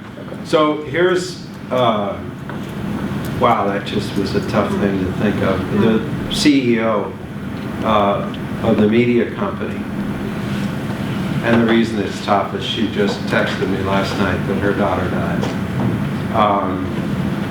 43 years old, 3 little kids. And wow, did she mean the world to me. But the stories, a lot of stories come from my personal experience. Pat was a perfectionist, is a perfectionist. Pat White is her name. And I used to beg her saying, Pat, could we just get a B+ or an A on this one? Do you get my point? Yeah, they might have their 25 questionnaire. I don't know. Does that mean you have to make it 26 or 27 or come up with a different one? I don't know. I don't care. I want to get you out in front with a good B+ or an A. And you're likely going to win because you guys are obviously a great company or you wouldn't be in Vistage. Isn't that where culture can be your differentiator? Absolutely. Because But now that's it's once not they as get there. intrinsic. Yeah, no, But it I is. can't, It's the same. exactly, I can't, but it's intrinsic, that's right, that's right. But I don't want you to make the mistake that 9 out of 10 companies do, which is they try to cover every eventuality. That's what I used to beg Pat. I'd say, Pat, let's just get a really nice 93 or 95%, because we're going to break our pick on the last 3 to 5%. Does that resonate at all with you? It sure is against how I was brought up. You know, my dad was be perfect in everything you do. No. Be as great as you can, you know? Does that make sense, Alex? Yeah. A little too long. I got the bloviating again. It's a bad habit. All right, here we go. I spend 1 minute on creative, and here's why. I am not a creative person, and neither, with the possible exception of Bethany and maybe some of the marketing people, neither are you. However, you are the person who is paying for the creative. And so my 1 minute recommendation to you is twofold. Number one, stop talking to your creative people about what you like. It's unfair. They are the professionals, you are not. I mean, I was in the agency business, I can't tell you how many times, you know, the husband or the wife of the ad manager screwed up my campaign. Oh, I don't like that, honey. Oh, I'll tell him tomorrow. You are not creative, you are not a professional creative person, stay out of their way. But, since you're the one that's paying for it, I'm going to give you a 3-part litmus test that I tell every agency I work with before the assignment, and then I check against these 3 litmus tests. Number 1, would that website or that trade show booth or that sales merchandiser that I'm paying for, will it grab the attention of my best buyer? That's the most important thing. Will it actually cause them to look at that creative? Number 2, if it grabs their attention, will they understand it? Number 3, in order to help them understand it, can they read it? Oh, Tim, how could you think we're so stupid to talk to us in such simplistic fashion? Well, here's my answer. Go look at anybody's website. Go look at anybody's sales merchandiser. Go look at anybody's trade show booth and tell me, do you think what you're looking at that the person paid any amount of money for is A, attention grabbing, B, easy to understand, and C, easy to read? Not often. Not often. So set your litmus test for your creative people, then let them do their jobs. You know what one of the biggest mistakes we make with creative people is? And it has to do with the second two.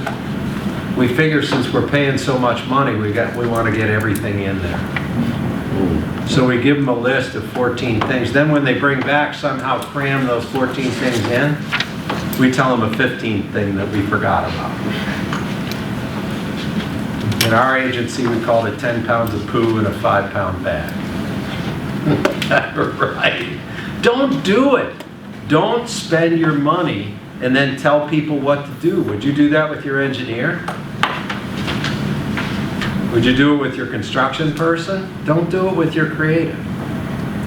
Give them the power to do their job, but hold them accountable for the 3 things that are the only 3 things I care about. Will my buyer actually pay attention to what I paid for? Will my buyer be able to understand what they got him to pay attention to, and is it easy to read?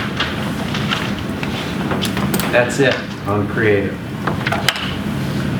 There was a Vistage speaker I saw 20-some years ago named Mitch Gooze, G-O-O-Z-E. Write it down.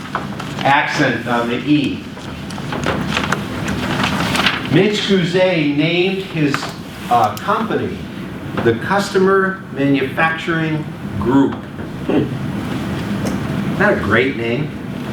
And I tell you to look it up because he is still around. I think he even still speaks to Vistage.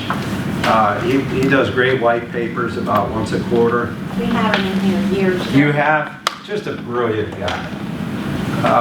And his entire focus is, if you ever want sales, advertising, or marketing to act more like operations, start treating it like operations.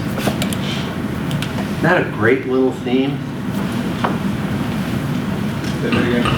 If you want your sales, advertising, and marketing to act more like operations, therefore be a little more predictable, start treating it like operations. That means at 9 o'clock in the morning, the process starts, and at 5, the process shuts down, except for whatever your computer's doing on social media or whatever, right? And I have 2 methods that I'm going to share with you.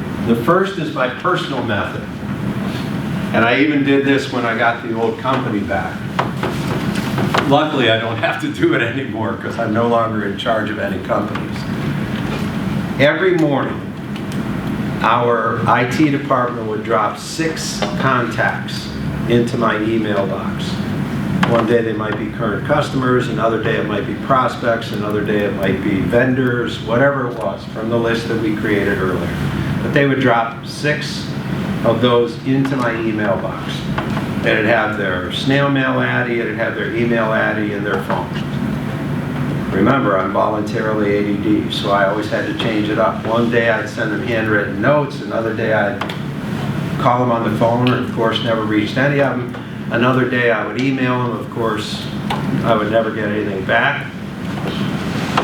Why was that my flywheel?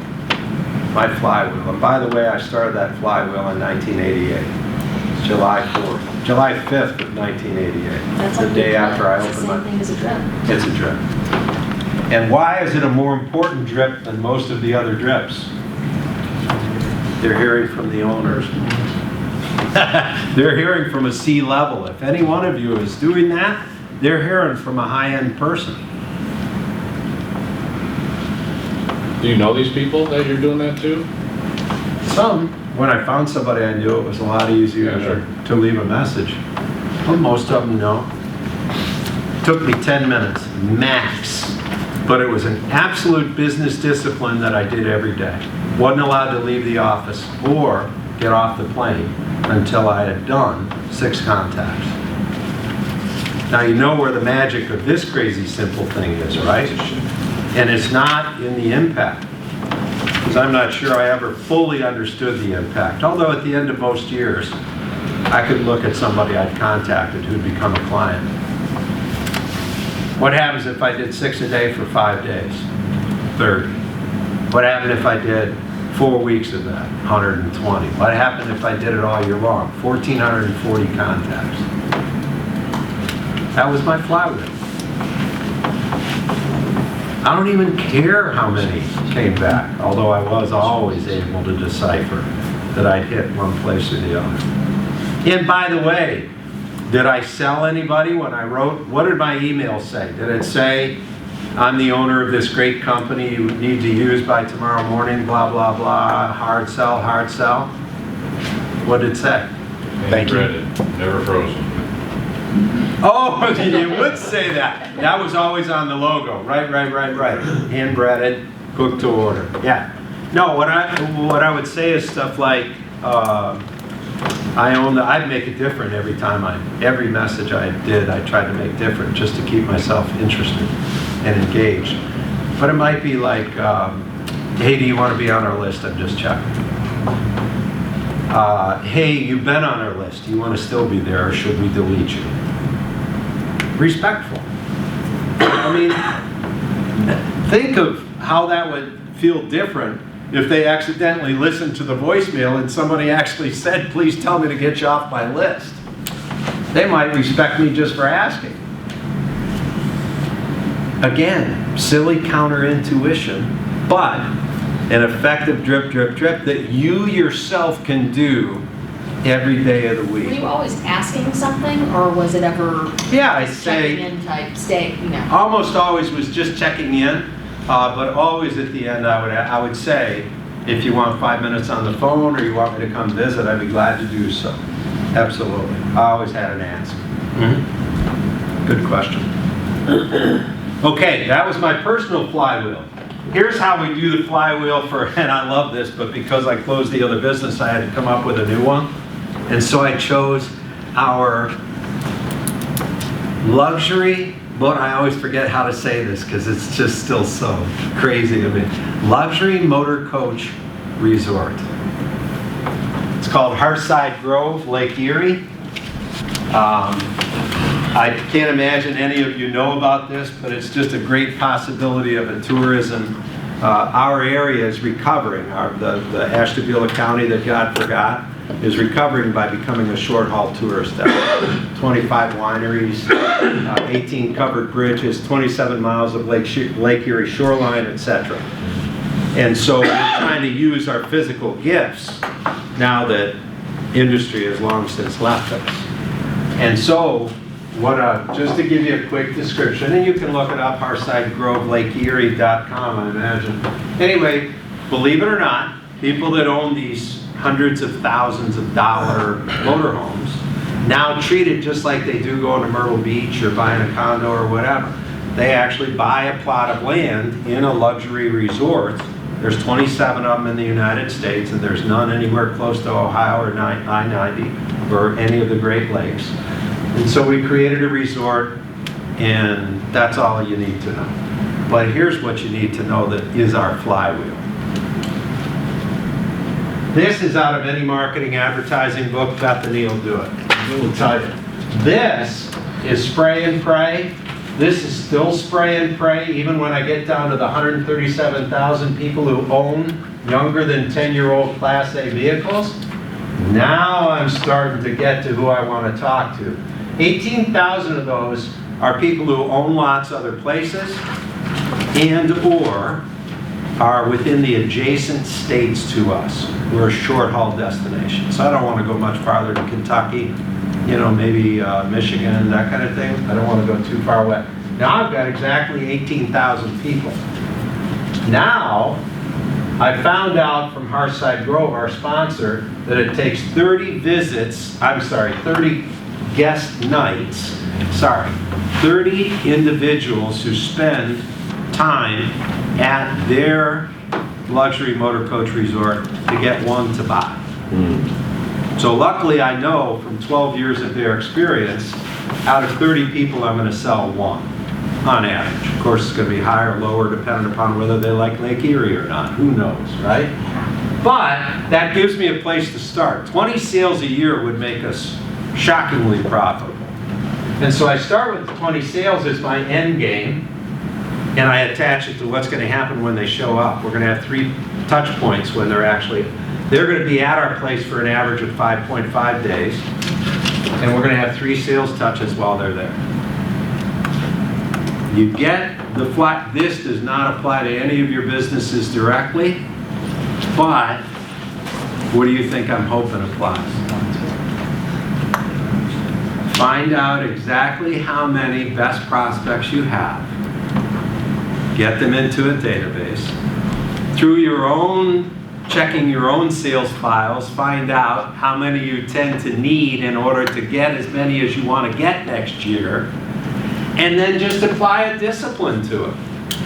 By the way, and I think I can show you through the oven, the way our amazing CEO of this concept does, he even incorporates all the social media. So when you get down to the call to action, which was to the 18,000, I should put this all on one slide. So to the 18,000, we geo-fence, which I didn't even understand geo-fencing. What is that? Geofence. Geography? Can I get back to you? Yes. Because I don't know. All right. I just know it's a cool term for what they can do in social media. So you can take a geolocation or pinpoint a spot. Yeah. Anybody who's going to go into that spot with their phone can start receiving ads. Geofencing. See? Thank you. Geofencing is also used to, if you're approaching an area, geofence, the trigger software can do different things for you based on you approaching or leaving. Like your alarm going on and off in your house. Yeah. You can geofence to say, when I leave, my geofence turn on, when I approach, turn off. What he said. Awesome. I owned a database company for 19 years and I couldn't tell you what the hell there was a back room of squirrels that I had no idea what they were doing, you know? But this is what they, convinced me of. But do you get how, and you can look at it, it's in your printed piece, leave behind, and pull it apart. But remember what my message is in my short time with you. Starting with the list. Now, in my flywheel, I work from my list and I apply the kinds of touches that are possible to apply. Up here, I'm just trying to get them to join the tribe, see my reservation offer. Here is they're actually coming. This is the 600 that are going to show up to give me 3,400 nights. Do you incentivize them to get in there? Do you have any incentive to get in there? Like the timeshare place, they say come and stay for a weekend. Yeah. For $100. We're going to try not. I never had a damn bit of luck with discount. 19 years with Raising Cane's, and we're in the fast food business. Now, I give away more than 1% of sales in free goods. I do testing and try. We take from every store, we take chicken fingers to high school games to whatever. I mean, we have a bottle and giving it away. Price is, this is from a Vistage speaker. Price is the tool of the lazy salesperson. Price is the one tool that a lazy salesperson knows how to use. I just never had any luck with it. So no, not yet. We will if we have to, I suppose. But that's it. Everybody get it? Good. Okay, last break, and guess what? You get to work during the break again. Sorry, guys. Take a blank sheet of paper in front of you, please. Do not look at your leave behinds. Get to a blank sheet, put it in front of you, and this is what you're going to do while you're grabbing a drink or getting rid of a drink.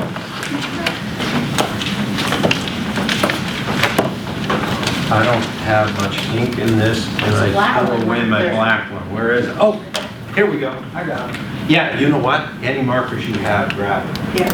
Because we're going to make these people really work this time. Okay. On your blank sheet of paper, draw a vertical line. At the top, put a little arrow.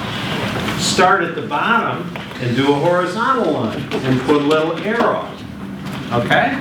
Remember, I'm Irish. I have to do this very fundamentally simple.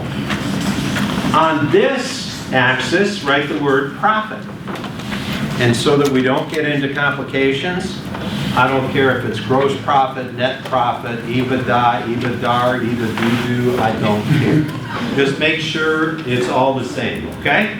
On this line, same thing, I don't care what kind of revenue, top line, middle line, bottom line, gross, net, whatever.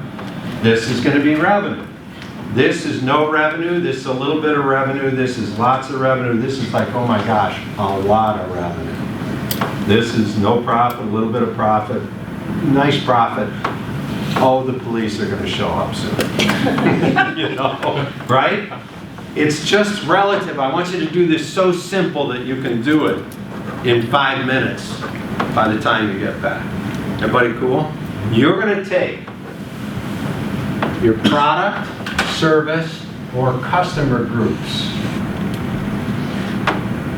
Here's why I make it customer groups. If you only have one product, then you might have to do it by customer group. You sell to a certain segment, another segment, another segment. But if you have more than one product, I want you to take 3 to 5 of those products and just plot them on this chart. Your company's products.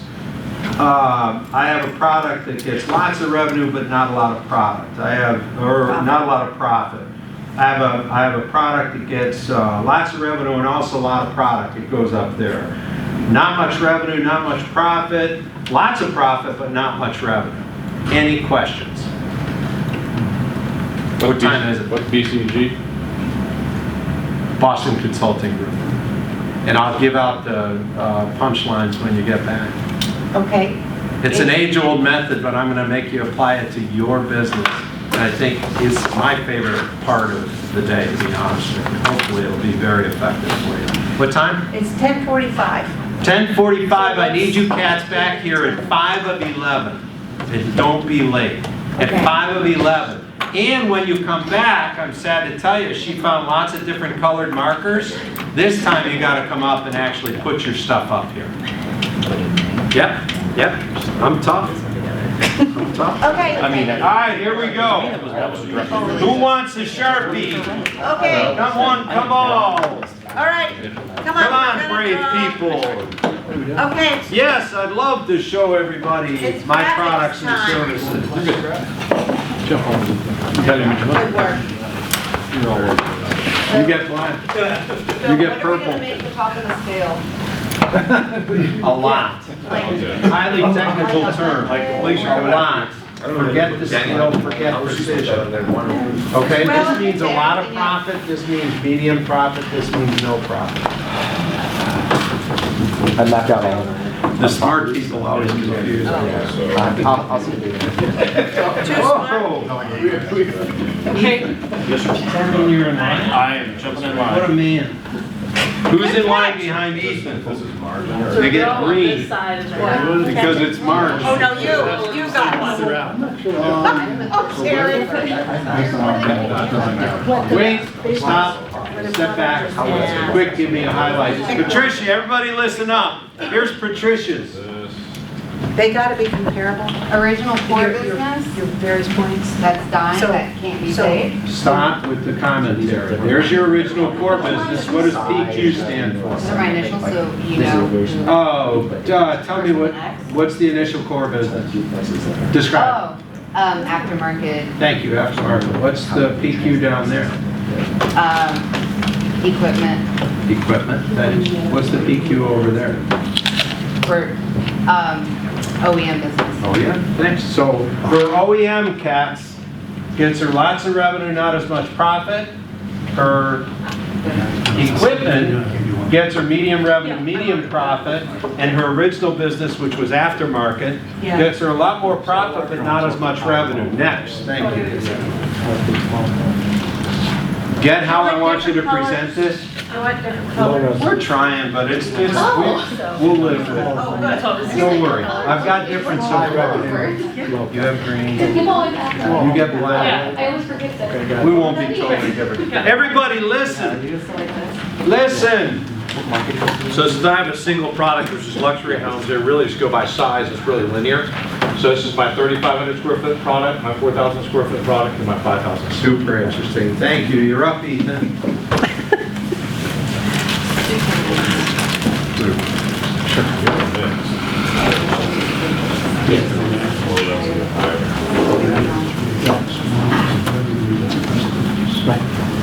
Yeah, we sell fuel. Make it.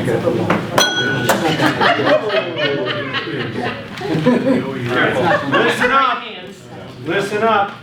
So we went by product line basis, which we manufacture in-house, high profit, high revenue. Leonard, you have Chemicals, to we stay sell. after school. Chemicals, Chemicals? thanks, equal revenue. Next. Membership, high profit, low revenue, or- Got it? and training education. Excellent, thanks. You're up, baby.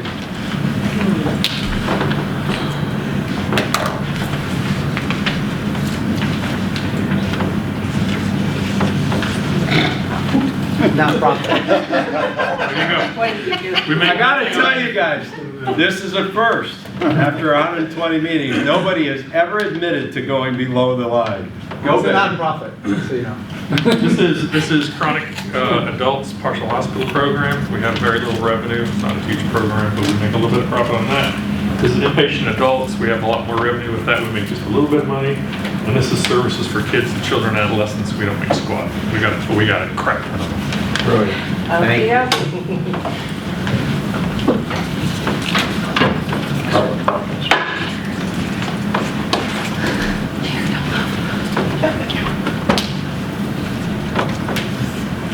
So I I did mine by properties because we're a property management company as owned and operated. And so here you have Pecan Grove, which is a small series of duplexes out in the Baytown area. They, there's not a lot of them. There's not a lot of them, but they're highly profitable. explanation. This is Aberdeen. It's a huge property, but obviously lots of costs involved. So still dealing with getting the profitability up. And here's Cove Briar Forest, somewhere in the middle. Nice property, medium size, about medium sweet spot in terms of revenue. Thank you, David. Strategy. Design projects. Implementation. Number she's an addict. Go.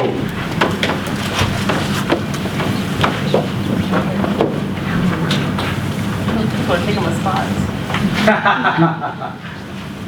Right over. Or just near it. Right?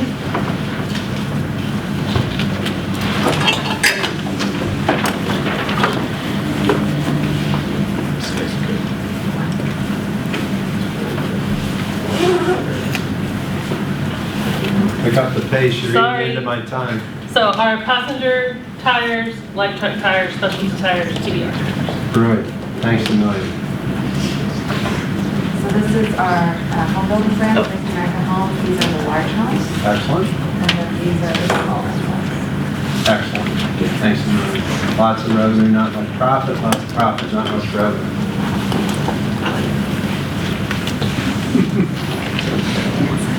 Professional services, profitable, not much revenue. Skilled nursing facilities. Skilled nursing, right in the middle. Word of mouth. Got it? Hospitals. Excellent. And senior living communities. Now, Dick, she did something that I challenged, we talked about at the very beginning, and I'm very proud that she hung on to it. She rated her referral sources as to their profitability as opposed to the actual end user, right? Yeah. Great job. I've never had anybody do that.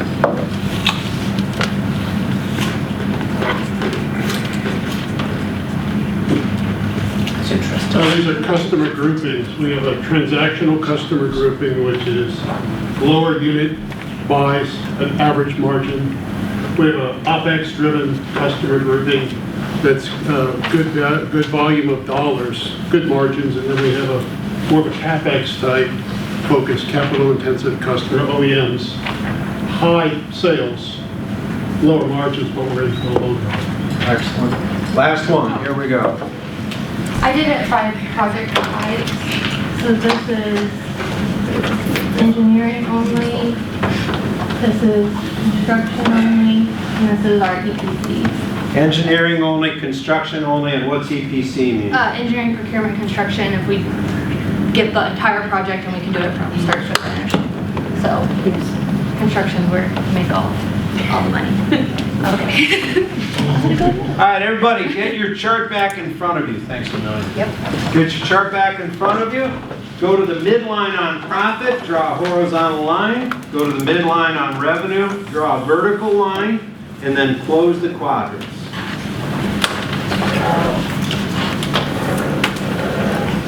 Here's what Boston Consulting Group came up with. It was, gosh, in the 70s.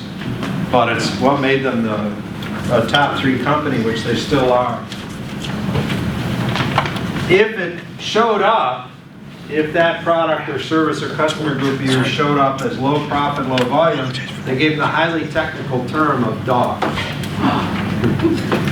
If it showed to be low profit but high volume, another farm animal, cash cow, right? If it was high profit but low volume, it's the only uncertain one. It's called question marks, and here's why. The question's very simple. If they're that profitable, can I have more of it? Might be yes, might be no. It's just a question. And then, obviously, if they're high profit, high volume, they're stars. Got it? Dogs, cash cows, question marks, stars. And here's what every one of our businesses do at least every other year. We do this in detail, sometimes every single project, every single client, every customer group, whatever. But then when we sit down planning for the following year, we take anybody that showed up in here and we reprice them, sometimes dramatically. Why do we reprice them? Up or out? Who said up or out? Thank you, Brian. It's a win-win. If they stay, oh my gosh, they must really value my service, right? If they go, I welcome them to visit my competitor. And I hope he or she enjoys them. Then we take our question marks, anybody that shows up in this, and we do a pro forma, 24 months out. Here's what that simply means.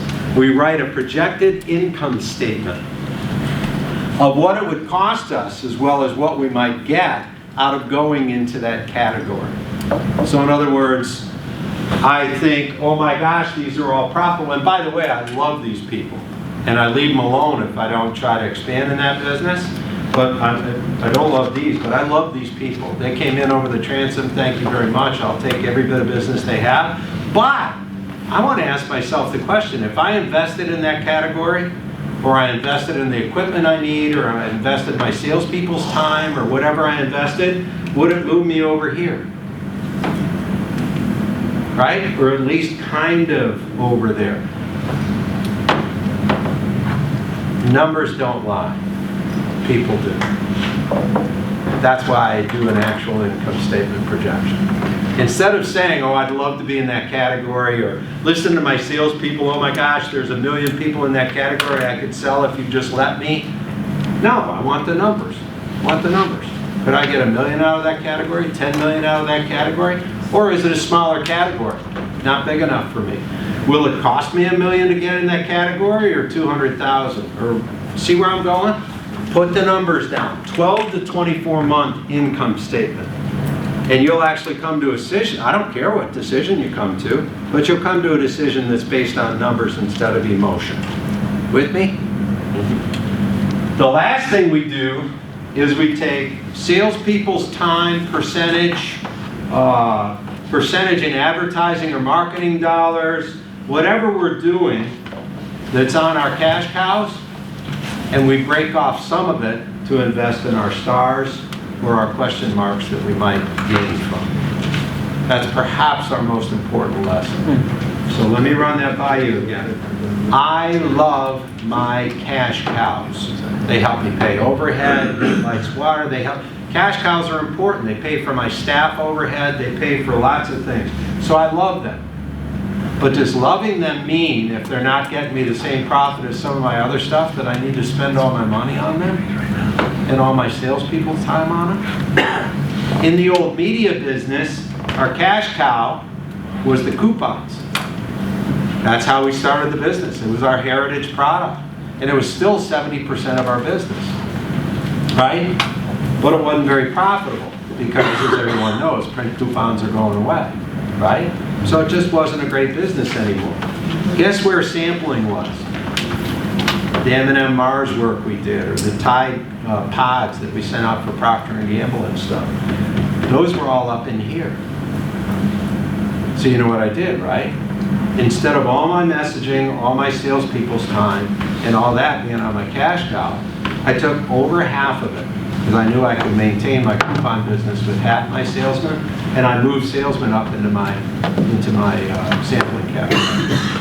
I moved marketing money up into my sampling category. I moved, once I realized that sampling, that they are almost completely price insensitive. It's amazing, because it's big CPG companies. And right now they sample by just driving the truck up to the sports venue and throwing crap out the back door. And I was giving them a lot better way of doing it. Any questions? Could you also, on the cash cows, could you also just, is that where you just find more efficiency and even charge more potentially, or is it just so highly commoditized? What a terrific question. You said, you gave yourself the answer. There was a wonderful Vistage speaker named Sam Bowers that taught us years ago that after your product has gone through its early cycle, every bit of profit you're ever going to make after the first 5-10 years is out of more efficiency not out of raising price. The older the product is, the less your price, the more inelastic your customer is. Makes sense, right? So you got to take efficiency. You got to create efficiencies out of what you're already providing. Make sense? Okay, here's my dream. Besides the dream I'm going to give you in a minute. I dream that long after I'm gone today, you're going to think just about your list in some form. I don't care how you do it. You don't have to do it perfectly. You don't have to make it your life like I do. But I hope you'll think about your list. I hope you'll mess with your 8 to 15 words and you'll take it to your executive session. I hope that you will only tell the creatives what you want, not how to do their jobs. I hope that you will apply constant pressure by creating a flywheel, both your personal flywheel and your company's flywheel. And I hope you'll take this last trick, the BCG matrix, and apply it with more detail to your business and see if it can teach you how to align your resources. Remember the promise at the beginning? I can't tell you what's the output going to be. I can't tell you $1.20 out, 80 out for $1 put in. But if you follow these 5 things, I promise you, you'll spend your money more wisely. Now you're mine. So please go to a sheet on your printout, which looks just like this. See it? Everybody find the sheet in your leave behind that looks just like that? Or just take a blank sheet of paper. And in the on the top of your blank sheet of paper or on that little graphic, I want you to write the most important thing in the world to you. Unlike anything else that we did today, there are no correct or incorrect answers. It's highly personal what I'm asking you to do. Write the most important thing in the whole world to you, not to anybody else.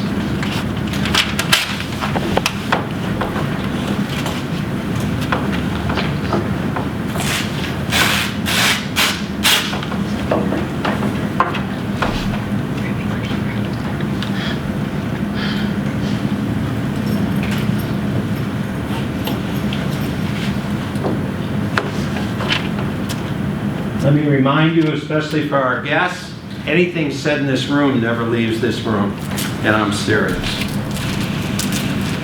Anybody want to share the most important thing in the world to them?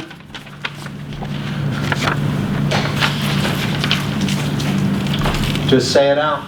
Family. Family. Anybody got something different than family? Live to be 100. Live to be 100. I got one the other day that said immortal. Read Homo Deus. It's an incredible book. Homo Deus, man God. It's a really super brilliant person. It's a very hard read. But then it's about how, 20 years, 40 years, 60 years ongoing, it won't only be a knee you can replace, it'll be just about anything on your body. It's pretty interesting. Anything else that's not family? Being happy. Being happy. Who said that? What else? Decreasing suffering. Who else?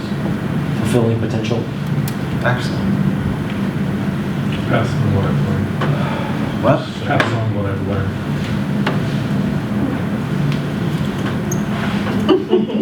Serenity. Brilliant. Love it. Okay, this gets harder as we go. On the second line, I want you to write 3 things that you would like to accomplish in your lifetime.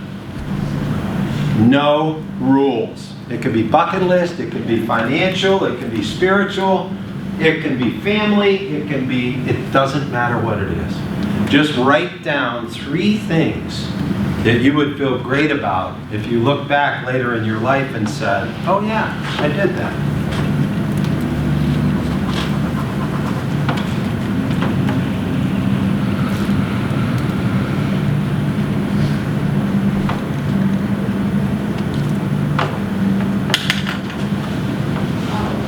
And this was taught to me 20-some years ago by a Vistage speaker named Walt Sutton. He did it in a different way. I wrote down, and I was already 50 or something, and I was more than that. I wrote I wanted an MBA. I have no idea why I wrote that. Probably because I'm still competitive with my siblings and they have advanced degrees. Did you get it? Not going to answer yet.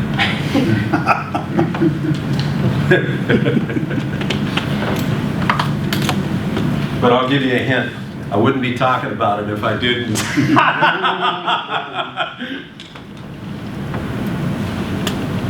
I would just skip that one, like the stocks I bought that didn't turn out. 3 things that you'd love to look back and say, wow, I did that. I'll be darned. I did that. Bucket list, spiritual, personal, financial, family, anything, it doesn't matter.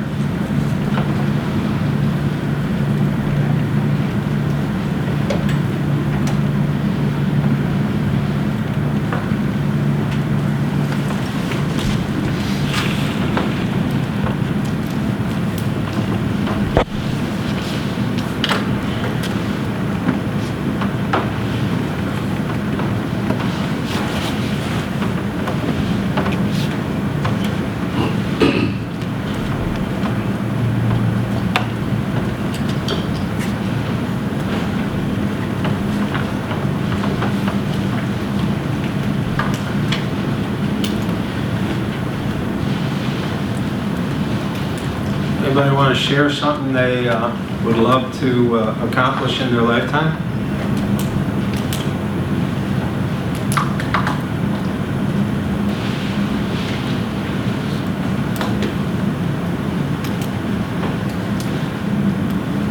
Ash. A mentoring program to help people generally. Wow.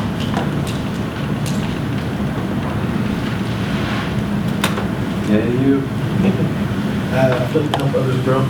Help others grow. Right. In addition to that one, love and be loved.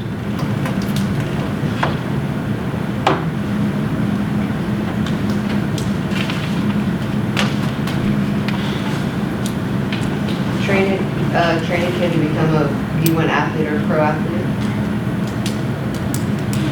Said kid, so whether it's my kid or a foster kid or adopted kid, the kid. See why I love doing this?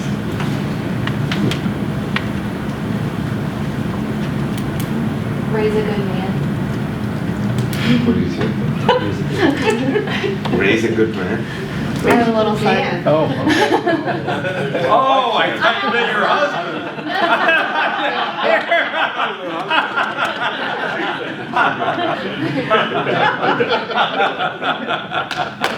Good call. I had mentor and influence my kids so they have productive and fulfilling lives. Nice, good luck with that. I said raise a child or children that ultimately believe they're enough. That's a good one. Anybody else got goosebumps? It's so viral that we're just not good enough. Good for you. That's brilliant. Who's up? I just have to retire early and travel. Awesome.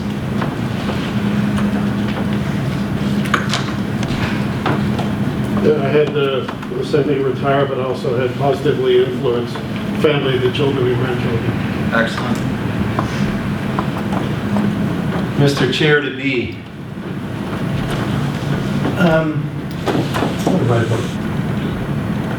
Awesome.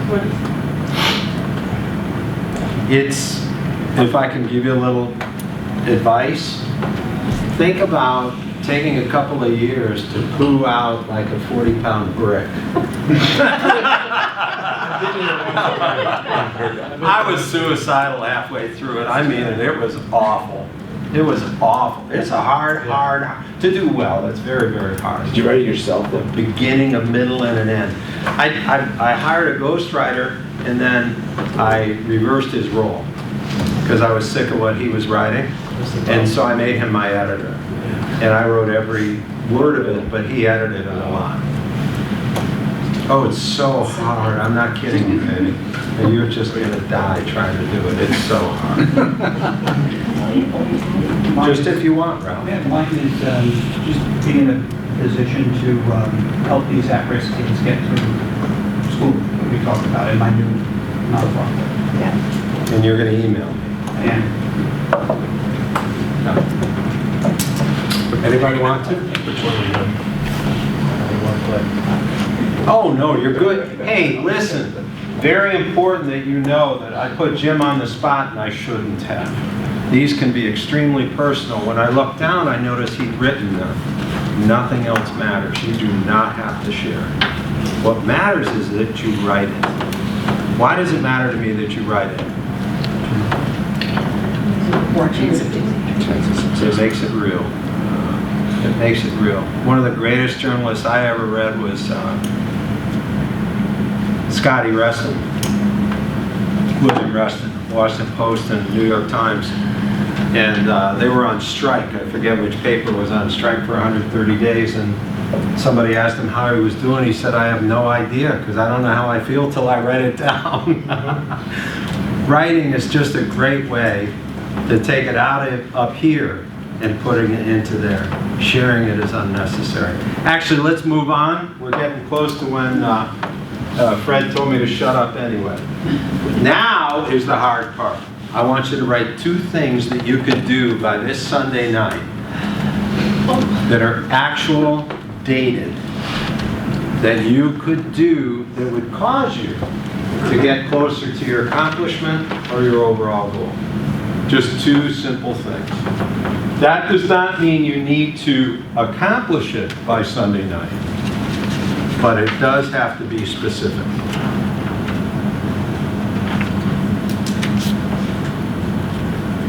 I will go back, that's why I didn't answer Tom. On when I wrote MBA was my goal, I wrote very simply, I will go to a mixer. Because I know at my old school, Ohio State, because I knew I couldn't pass the GMAT, so I didn't want to promise myself I could go get an MBA. All I promised was the next time I got that info in the mail, I was going to go and see to an information session for the executive MBA at Ohio State. And luckily what I found out there was because of my history and entrepreneuring and stuff, they would let me waive the but they would apply for me waiving the GMAT, which they did, which meant I was able to get in. Otherwise I would not have made it. I tried it online 2 or 3 times. I couldn't pass it. So certain credentials will waive the GMAT test? A lot of universities do that? Or just? Executive MBAs. Executive MBAs have better chance, even those don't do it very often. But what it really counts on, in my case, I'd actually bootstrapped the company. It was 15 years old by that time. And they wanted me to be effective among them. I mean, I was 30 years older than the average kid. And they wanted me to actually help them. So it turned out, but I don't know what most, and I know nobody else in the class was able to pass it. Waiver. Share an action that you might take by Sunday night to get started. Go. 300 words. You're going to be an amazing chair. No, I'm dead serious. What a terrific, terrific way to think. Sincerely. Not all the same word.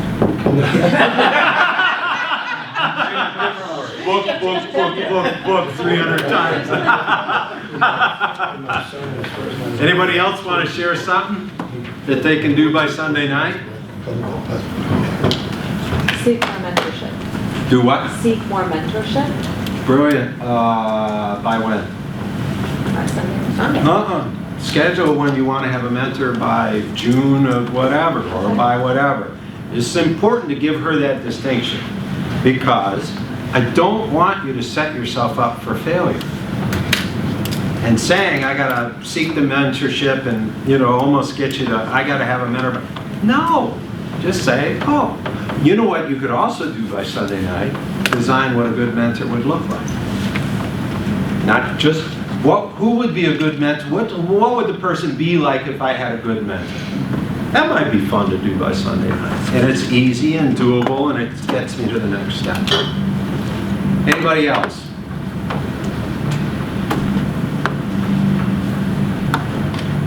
I won't call on anybody this time. If you want to tell us an action you will take, tell us.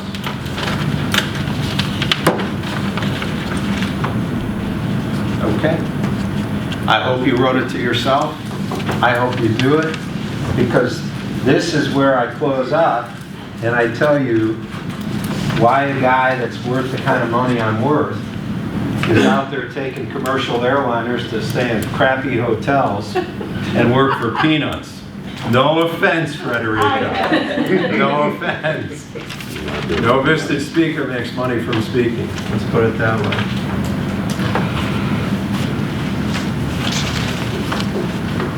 It's hard for me to even say sometimes, but my friend right there said it. I'm like Terry. Oh, I think I even threw in my, I don't teach anything, I don't share anything I don't do for myself. Actually, I think I've got it up on my slides. Yeah, I do. I want to be all used up when I die. And I'm 67, so it's any minute now. And accomplishment would be to have 100+ business owners say truthfully that I helped them either start or maintain or grow a socially conscious firm. And one socially conscious firm that we're going to have in place by April 30th, well, we're going to have the purchase closed, is we're doing a cheese and chocolate factory in Ashtabula County, right at the exit where all the tourists come in. And I actually presented to my 3 children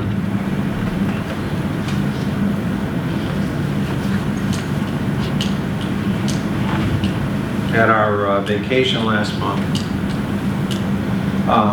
the opportunity for them to take the foundation further if they wish to. So that was an actual action I could get done, and I got it done in February. Now I got to rewrite. Okay, what's the next thing? Actually, they kind of did it because they said, why don't you give us till the fall and we'll come back to you and tell you whether we want to do it or not.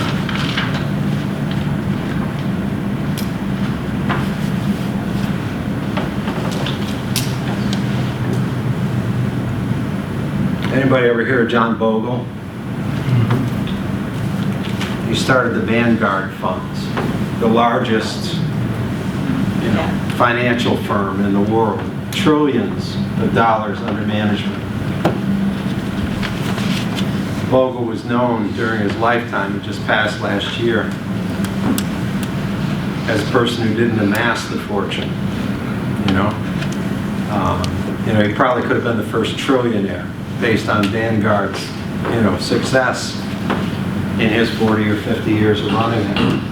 And he wrote a book that was actually about the financial crisis and what he thinks is the systemic problems with the financial system in the United States.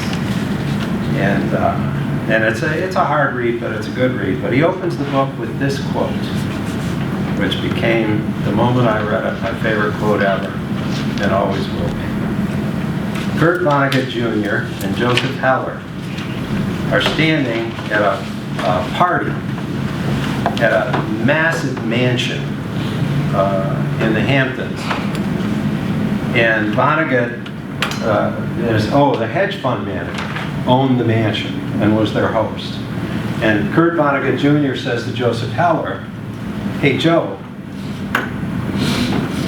the cat that was putting on this party made more money today than you made in the entire history of Catch-22. His breakaway best-selling, who knows, 20 million books or whatever that he'd sold over his lifetime. And Heller looked back at Kurt Vonnegut and said, wow, yeah, that's probably true. But I have something he will never have. Vonnegut says, what could that be? And Heller said, I have enough. I wish you an intentional life which results in enough. Thank you.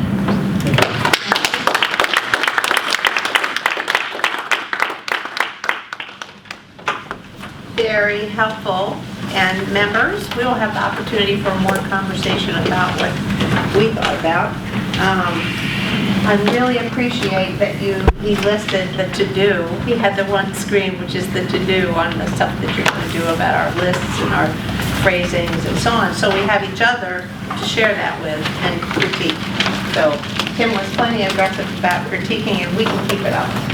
We can do that. Okay, so, yes.